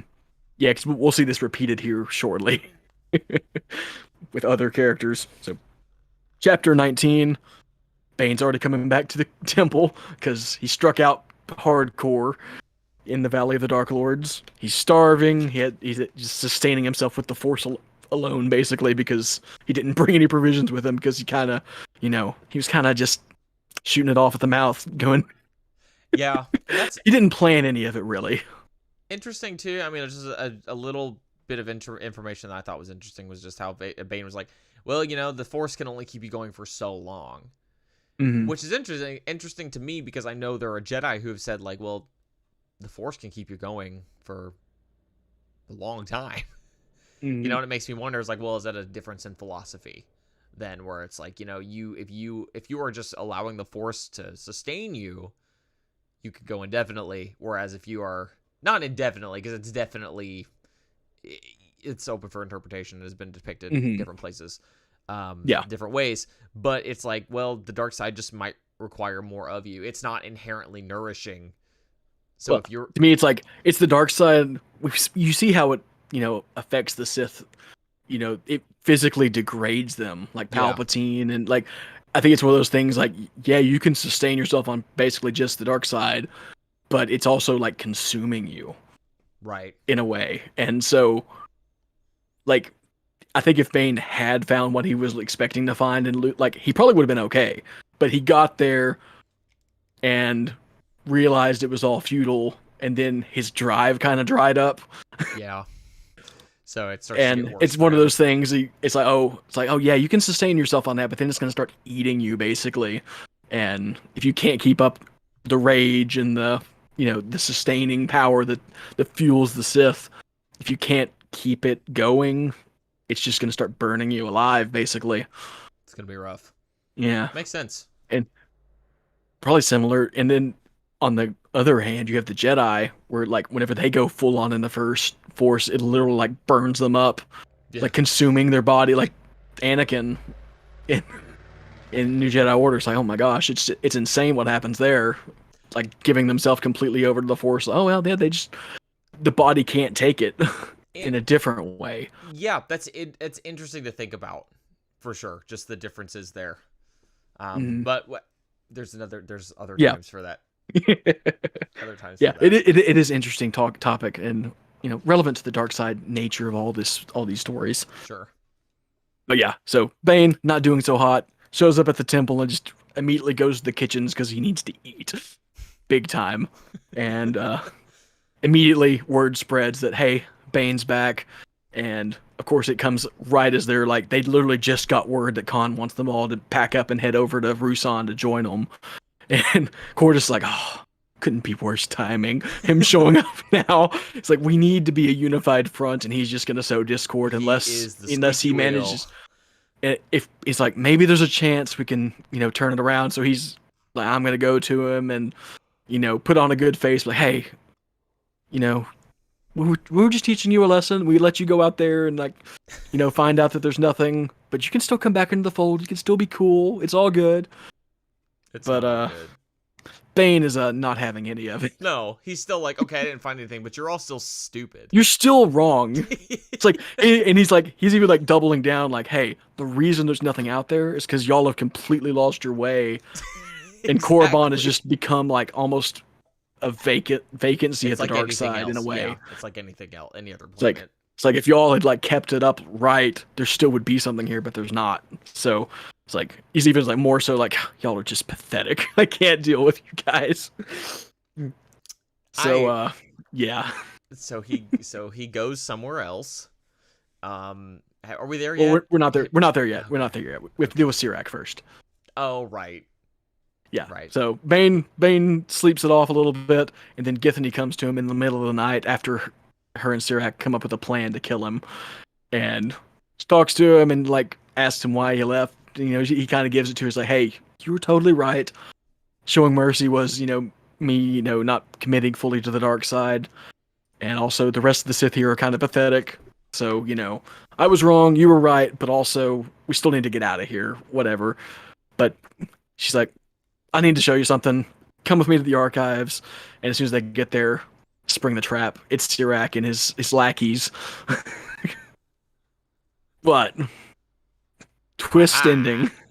It's a trap, but not the one you think. Nope. Turns out Githany just wanted to kill Sirac the whole time, and she swiped Bane's lightsaber and gives it to him, and they just mop the Wipe the floor with him floor with like them. instantly. It's It just doesn't take not. any time at all, even though they all have lightsabers now. Nope. Didn't matter. Just they show up in the archive. Bane's like, oh, I guess this is happening. Bam, bam, bam. They're all dead. Hmm. Yeah, like I said, it happened just so fast. But the ending is differently in that, like, Sirac's two flunkies both get killed really quickly, and then Sirac's like, okay, I'm done. There's just 2-on-1. They're clearly better than me, so he tries to surrender and asks for mercy. And this time, Bane is like, anyone that asks for mercy doesn't deserve it. Chop. There we go. Full dark side. The one issue I have with that is I still don't fully understand, or I don't feel like it's fully. I don't love the way that it's explained how he does just learn to. I guess he's probably just full of hatred and disdain for his fellow Sith. I guess that can. I mean, if you want to read into it, that's where he finds that energy to give into the dark side, where he's just like, you are beneath me. You have been taught a flawed way. You are beneath me. There is no reason that you need to be alive. Yeah. And then you start. Yeah, and it's one of those things. I think that if it really had been like a 1-on-1 duel with Bane and Sirac, it probably would have been a fairly balanced fight. Sure. Because Bane is clearly like not on top form here because he literally just spent, weeks in the desert with eating nothing and just like gorged himself and took a nap. Yeah. It's like he can't be in top form, but also there's Githany there. And clearly his flunky Zabraks were not some of the better students. Nothing. So they get killed pretty easily. So it's like they probably, like I said, if it was all things being even, it probably would have been more of a fight. But yeah, like Bane's riding high on is like, I'm clearly right here. Even if he shouldn't necessarily be as strong as he is. It's hard to say. Mm-hmm. But yeah, so and now Bane's like, "Hey, Githany, we gotta get out of here. These guys suck. Let's go." And she's unwilling to depart. She's like, you haven't met Lord Khan. He's awesome. He's so great." But Bane's like, no. This whole Brotherhood thing, it's not right. It's antithetical to the Sith, and it's just gonna. And I don't think I wrote it down, but there's like a mirroring of lines to Cordus. Like Cordus says something or thinks it maybe that they're like on a path to ruin, and then Bane says the same thing to him, and it clearly like he's like, dun dun, yeah, oh no. And it's like almost the title of the book. It's like I almost feel like maybe that should be the title of the book. I don't know. Maybe it's one of those things that feels like it's deliberately put in there. It's, it's the same thing, but not quite. It's like Climb. It's Climb. It's an echo somewhere in my brain that is resonating with this. Yep. So Bane leaves Githany and also announces his leaving the temple, and basically tells everyone like, "Hey, y'all are all gonna die on Rusan. I'm going to go survive. So peace out." Survive somewhere else. And leaves and takes Cordus' ship that he was like just gifted by Lord Khan. I love it. Just takes it, yeets out, doesn't tell anyone where he's going. I will say that I forgot this section of the book, or the next section of the book. It's the next chapter, right? Or was there an interstitial chapter on something else? Let me see. I'm looking over my notes here. Because I think it's the next chapter, because I stopped reading for the night when he left, and then I think it picks up, because I guessed wrong. There's a chapter between before we see Bane again. Wrong. I was wrong. I guessed wrong where he was going. I forgot that he went where he was going. So, but there's another chapter before we get to that, so I'll hold off. Yeah. So Bane leaves Korriban, and that's the end of it basically. Then we're in part 3, chapter 21. And this is where we meet General Hoth for the first time. Oh right. Yes. This is the bit. Yeah. So General Hoth and also Lord Farfalla. Our favorite, right? Oh my god. I just can't even. Who thought this guy was a good idea? He's like a satyr. It's funny, so actually, like, in the chapter here, at least, I kind of like him in a weird way. He's not terrible here. He reminds me of... who does he remind me of? Oh, it's Gilderoy Lockhart. That's who he reminds me of. Yes, he definitely has that vibe to him. but it's like it's that, but it's not a front. No, it's Like not. I guess it's genuine, you know. It's like, but it's he's definitely that same kind of like full of himself, you know, haughty in a way. But like I said, with Gilderoy Lockhart, it's all a front, and he's actually, you know, a charlatan the whole time. But okay. Proval's like he's genuinely is what he seems like he is. I'll give you that. He's not the worst character that I've come across. Yeah, but it's interesting because we meet General Hoth and Farfalla, and like the Jedi camp is in a very similar state that the Sith camp was in.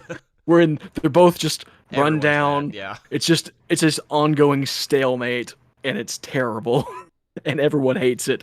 And Hoth is like, we have to stay. We have to wipe out the Sith. It's like, why won't more Jedi join us? If we had more Jedi, we could do it. And they're like, yeah, but a lot of Jedi are like, we're just waging war, like a war focused on annihilation. That's not really the Jedi way. I feel like it's gotten really personal for him. So and Hoth is not shown to be very like tactful. No. He's not a diplomat. He's a warrior. He's a warrior, and that's like he's a good general, but he's not a good politician or no. And it made me dislike him a little bit. I won't lie. Yeah. Like, I know he's the Jedi and we're supposed to like him, but honestly, the only character in this book so far, Groshik, was that his name? I like him. I like the Nemoidian. I like him. But aside from him, it's like Bane. And Bane's a bad dude, you know? Like, Hoth like is supposed to be our good Githany guy. kind of. Like Githany's said, okay. Like there's right. Githany's okay. Like you said, there's a charisma there that's, you know, likable. Yeah. And like you said, Hoth is like, he's the good guy. Like he's right, but also there's a frostiness Hoth to him that's not likable. Yeah, he's deliberately not likable. That's literally the point of this scene is like, hey, you're not very good at talking to people, make people like you and join you, even though you might be right. So Farfalla's like, hey, I'm way better at like convincing people, making people like me and such. Let me go out and try to recruit some more Jedi, and we can get some reinforcements, and maybe we can, you know, make all this happen. Because Farfalla's been there the whole time too, even though Hoth and him clearly like. It seems like Farfalla likes the Hoth just fine, but he's extremely grating to Hoth. Yeah. His whole like, I think in the way that's, you know, we feel the same way really, and that Farfalla's like, oh, he's this over the top, super concerned with his like appearance and his vanity and everything, but he also is like a true believer and a good Jedi. He is in a weird way, and I guess that's important. Is that well, because the Jedi, it seems like, are a little. It's funny. There's an interesting kind of. Obviously, there's a huge divide between the prequel era Jedi and like the old Republic Jedi from Tales of the Jedi, right? Like very different, just outlooks on everything. This, I think, is trying to kind of walk some sort of middle line. Yeah, where we are not quite to prequel era Jedi, like but there is more rigor than there was in the past, but not as much rigor and dogma as there is in 1,000 years, roughly. Yeah, for sure. And I know Farfalla's from the comics. Was Hoth from the comics as well? Or is that new? Lord Hoth was created by William C. Dietz for the 1998 graphic novella Dark Forces Jedi Knight, in which he appears in a vision to Kyle Katarn. Oh, I didn't know that. And then he shows That's cool. up. He then shows up in Jedi versus Sith. Okay, that's what I was wondering. So he originated actually from the Dark Forces novels. That's interesting. Yeah, I didn't look him up. Huh. But again, that is some interesting. It's all connected, and I'm very excited. Yeah, to talk about that's how a very it's interesting connected. thread. Yeah, what a journey that character's been on. This is the planet Rusan has been on quite the journey. Yeah, no kidding. Yeah, so it's interesting. So Farfalla, he's going to recruit Jedi, and Hoth is like, well, we just have to like, you know, play hard to get through the rainy season and really hope that Farfalla shows up before the weather changes and we can't hide anymore, basically. Yeah. So he's like, all right, well, hopefully it'll work out. And then elsewhere on Rusan, Githany and the Sith Academy people are showing up, and they arrive at the camp and just like see it. They're like, wow, this this looks rough. This looks pretty I bad. love that Githany's like, it's from Githany's POV, so she's like, wow, this looks terrible. I was here before and it looked way better than this. And then Cordus is even like, this looks pretty bad. Something is not right here. Something is Yeah, not going to plan. something's off. Like everyone looks terrible, and then Lord Khan comes out looking like he's like, he's definitely not. He's on edge still. And Githany's like, this is the guy I thought was so great and stuff. But then like after he gets there and starts talking, he puts it on again, and suddenly everyone's, yeah, we have reinforcements. It's gonna work. We're gonna win. And Githany's like, yeah. It's like, oh no. It's so apparent that he's inspiring these people literally with the Force, but it's like, oh man, he doesn't have it all together, and he's just putting on this front. It's kind of sad. And It is, but pathetic in also a way. it's not, because the Sith are the bad guys. Or it's Yeah. like I'm kind. It's like it's weirdly satisfying in a way, knowing that it's like they're crumbling. There's something that's fun about that too.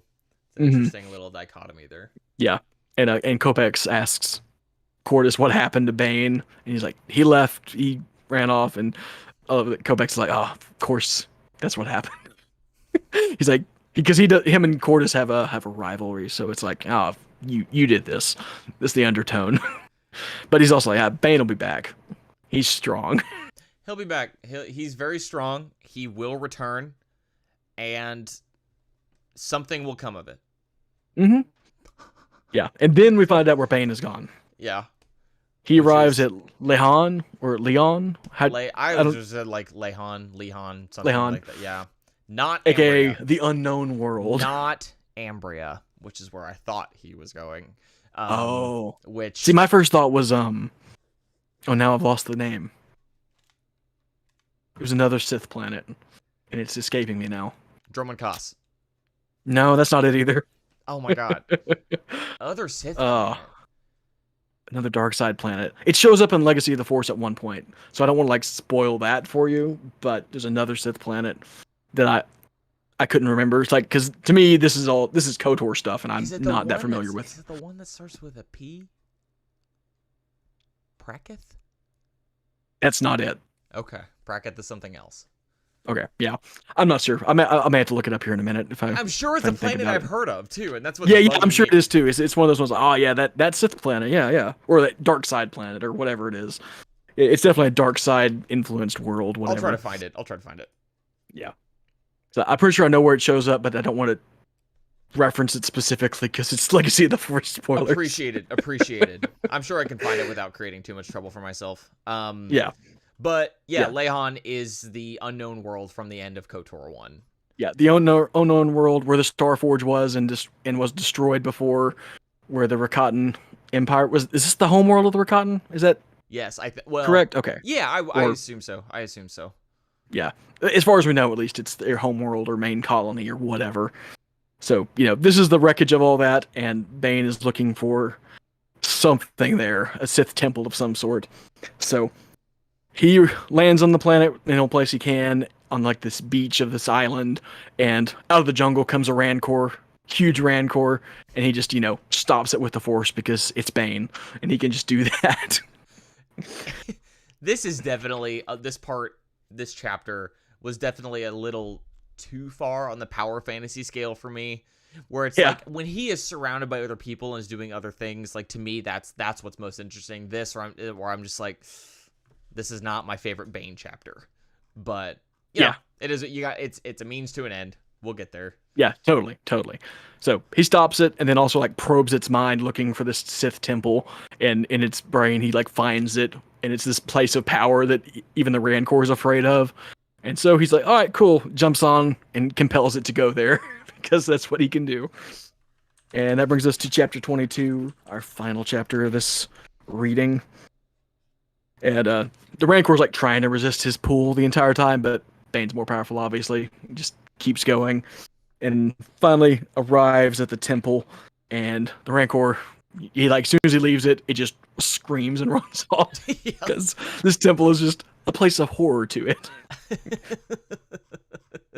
And all of the temple's defenses seem to be down because they were all powered by the Starforge, apparently, which is interesting.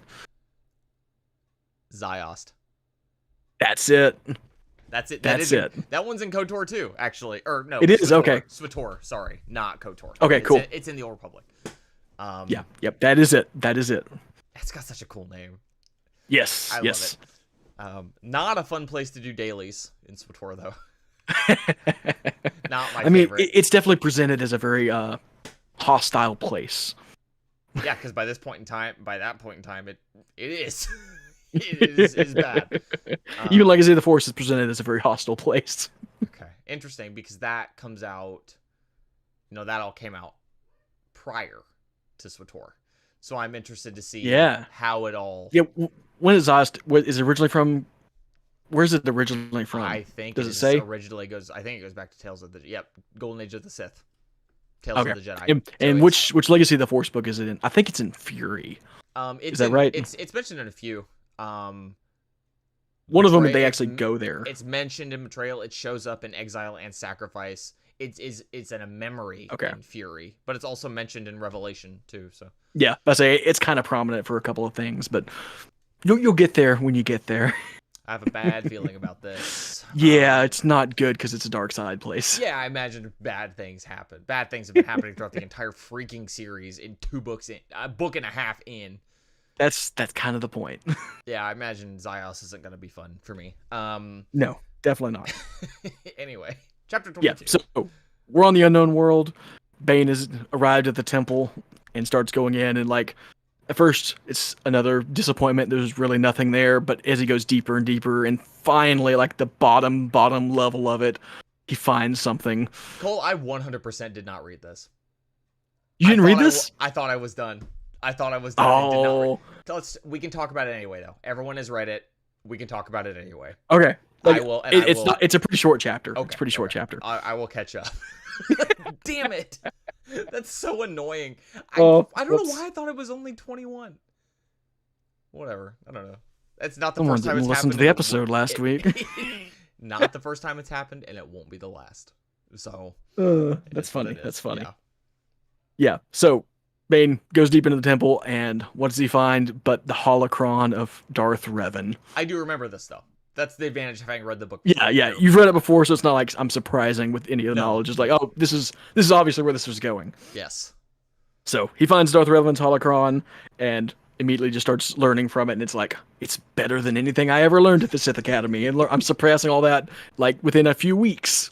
So, like, it's one of those moments, I'm like, I feel like you could expound on this a little bit, because it doesn't really show any of it.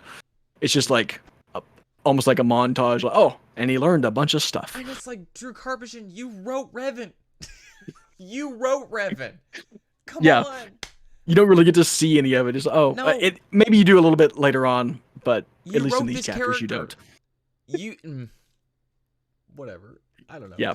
I do love Drew Karpyshyn, but yeah, I remember being disappointed with the Revan, like the KOTOR Revan stuff that was in this book, that what I wanted to be in this book that wasn't. It doesn't go as far as you'd expect it to. No, but the book's not about him. It's not them. Excuse me, Revan. Yeah. You have to respect the restraint and not going as hard on it as you could, but it's also like, I feel like this is the time to do that maybe, but it's hard to say. Just another example of me being inconsistent is what it is.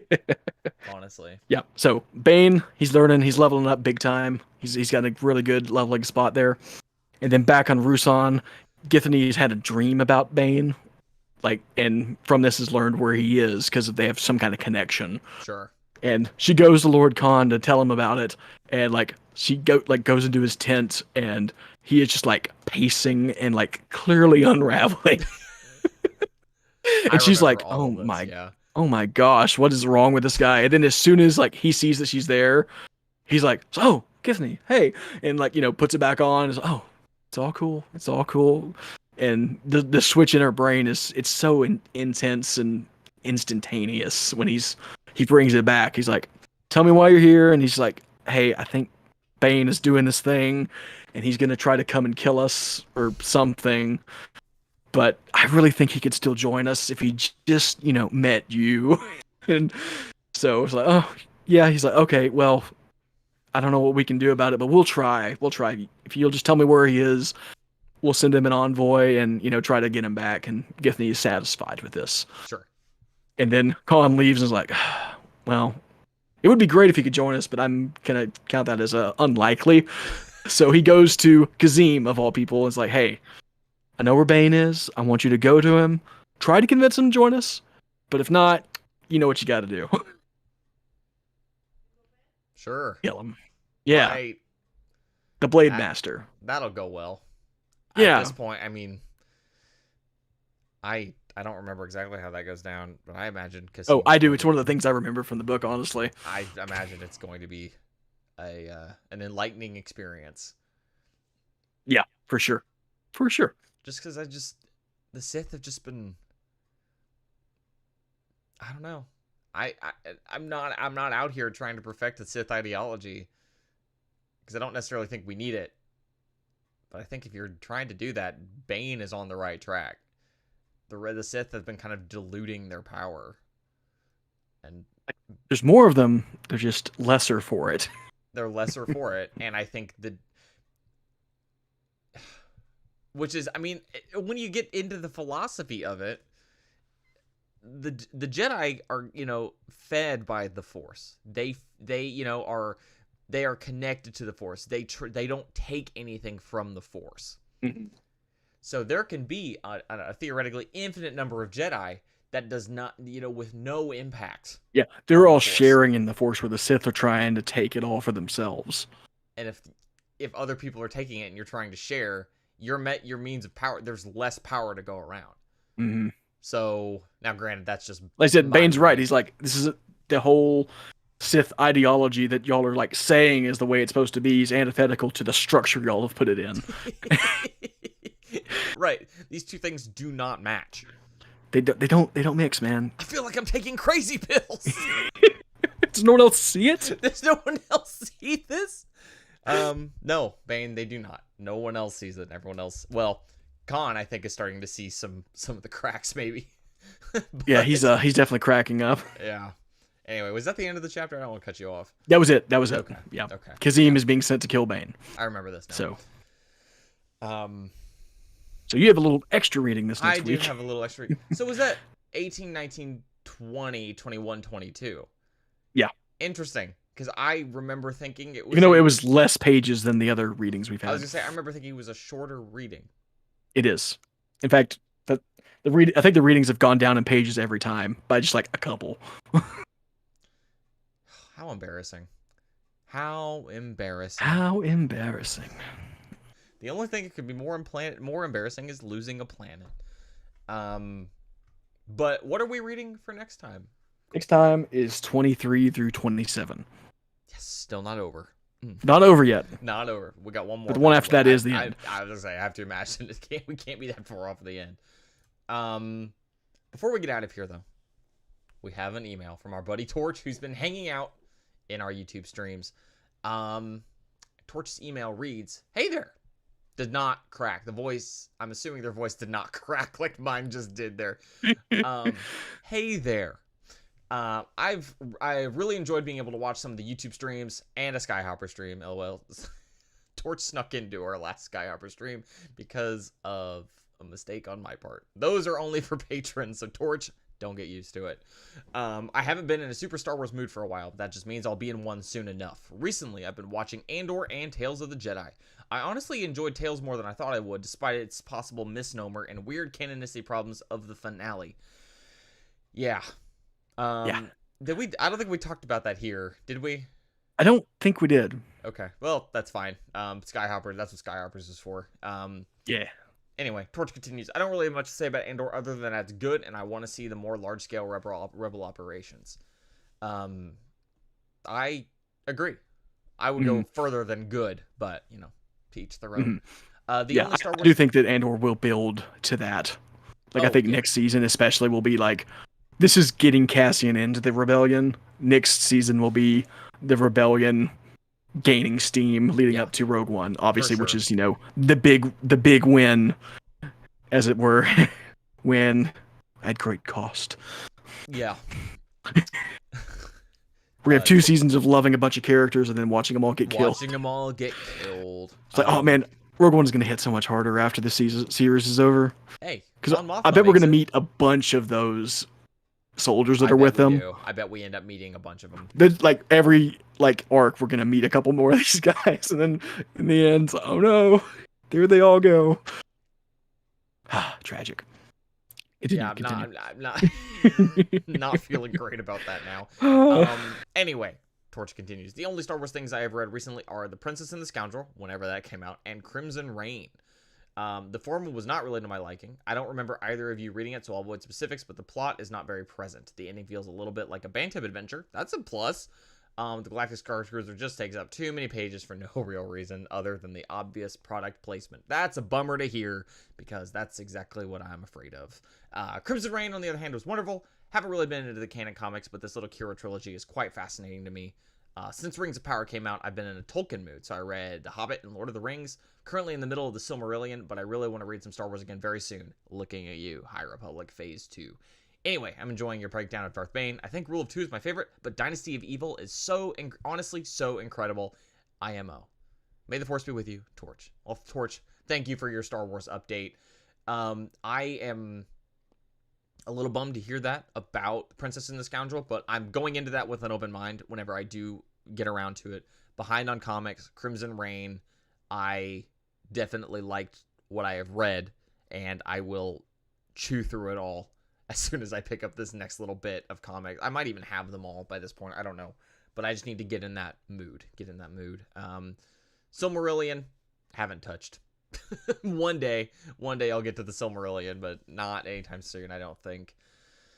I'm also happy to hear that there are people out there that like more than just Path of Destruction. Because, Cole, I think we talked about this when we first started this book. Was like, it used to be the Darth Bane trilogy was really good, and now it's kind of shifted to Path of Destruction is really good. Yeah, and people the don't like series, the other two as much. Even if people like the other books, they're like, it doesn't feel as good. It's a little bit of a decline, which I might agree with in principle, but I still think the trilogy is really good from the last time I read it. I don't know. I'll be curious to see how I feel going forward, because I remember liking the entire trilogy. Like, just as well the whole way through. Like, I think I definitely remember the most about Path of Destruction.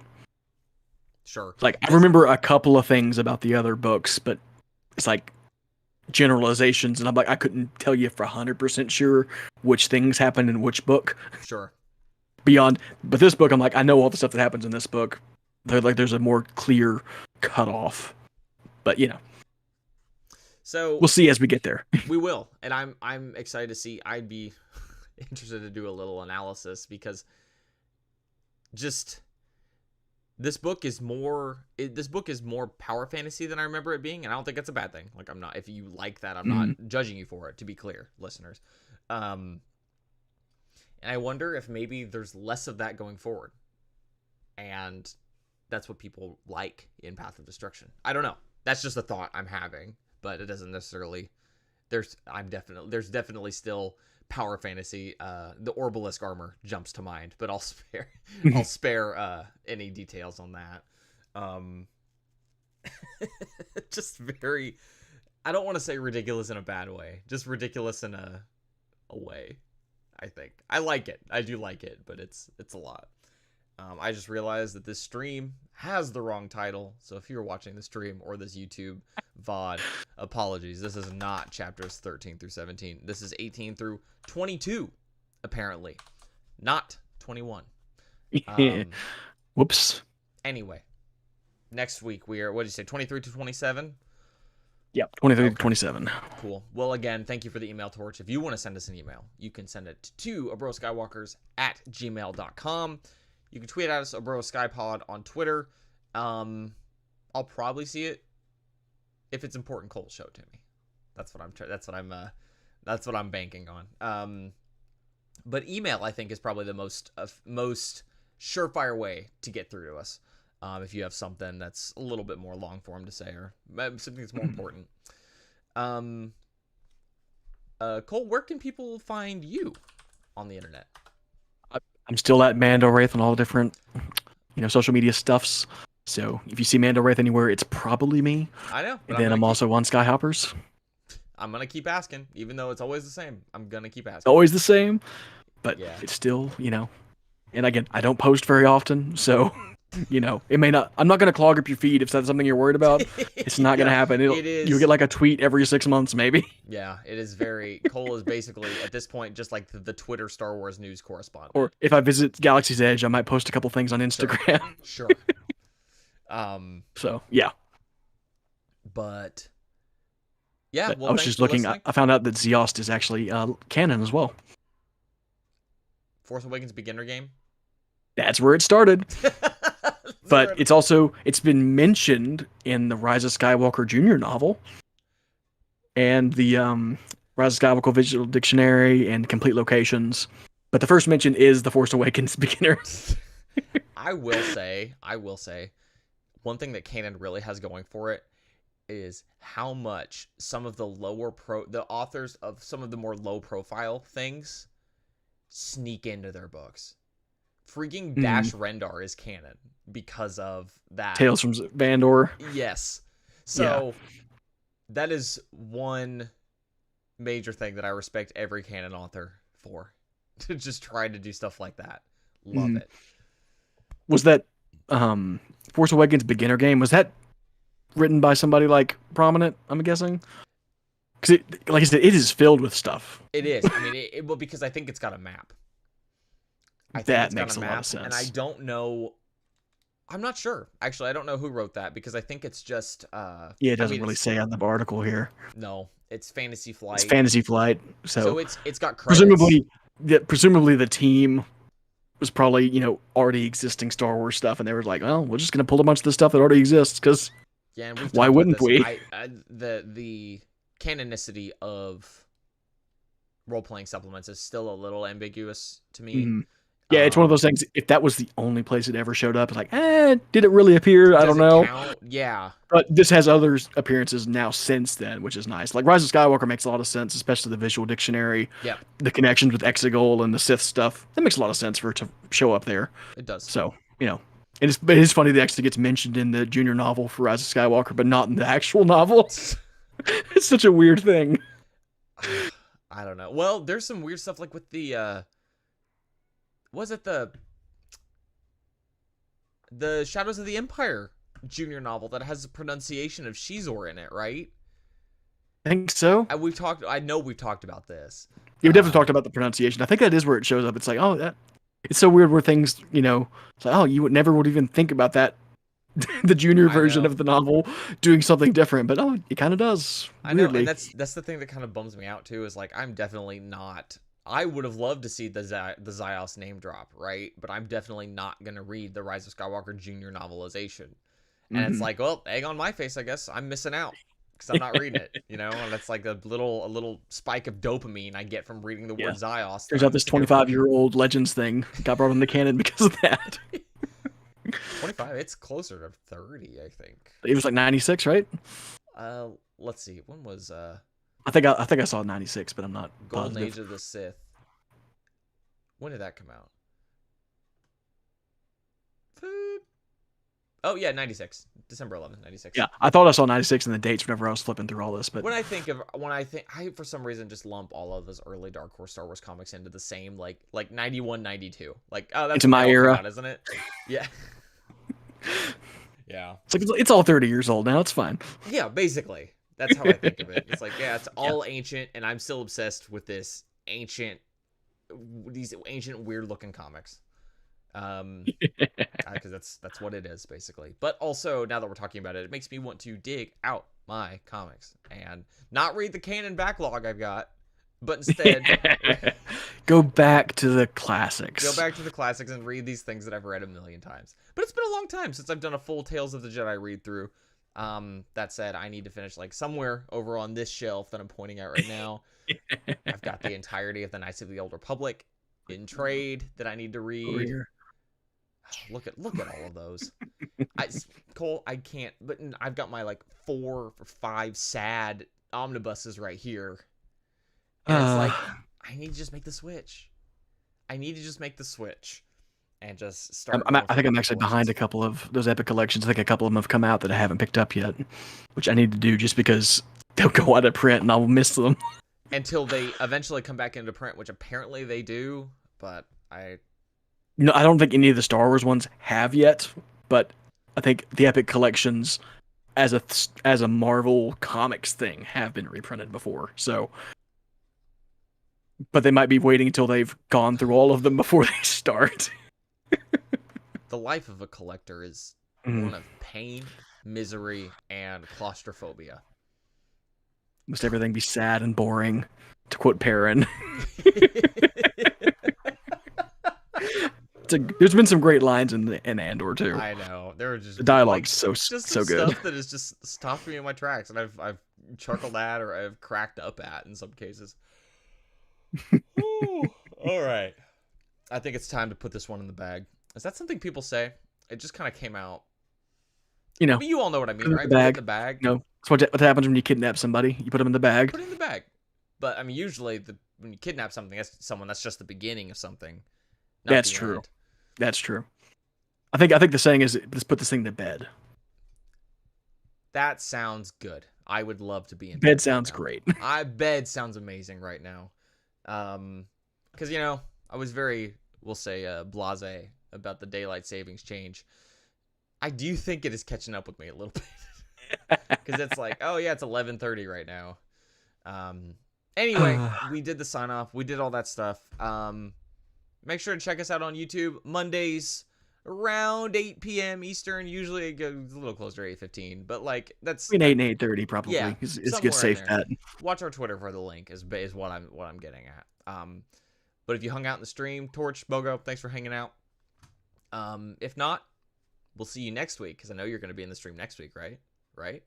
Anyway, library patrons, please make your final selections. The library closes in 20 minutes.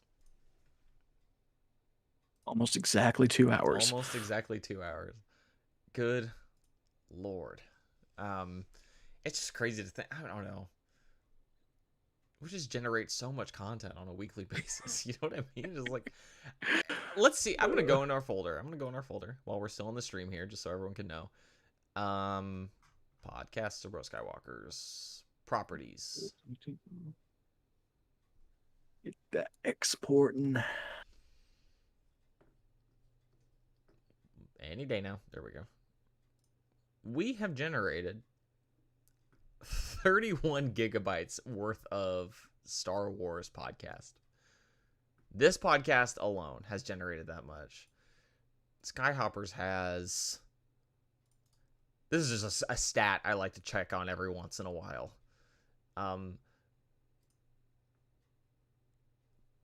That doesn't seem right. Skyhoppers has only generated 21.8 gigs. Yeah, that doesn't... I mean, our episodes are longer consistently. Our episodes are longer, and really, we've been going for only about, like, what, 2/3 of how long Skyhoppers has been going? Yeah. 2/3 as long. So maybe that does check out, but it does seem... Skyhoppers is also just more consistent, or has been. Yeah. So I don't know. Yeah. Interesting. I mean, there was Skyhoppers for like how many years without missing like a single week, basically? Yeah, like 3 years. Yeah. Oh, wait. No, hang on. Oh my God. Hang on. No. This podcast, I gave you a wrong stat. This podcast has generated 12.7 gigs, which means my recording files have eaten up a lot of unnecessary space on my hard drive that does not need to be taken up. So I can go ahead and go in and, because they're all like uncompressed WAV files is what I'm recording in, and they're all 2 hours plus. So those are some massive files. But anyway, that's nerdy stuff.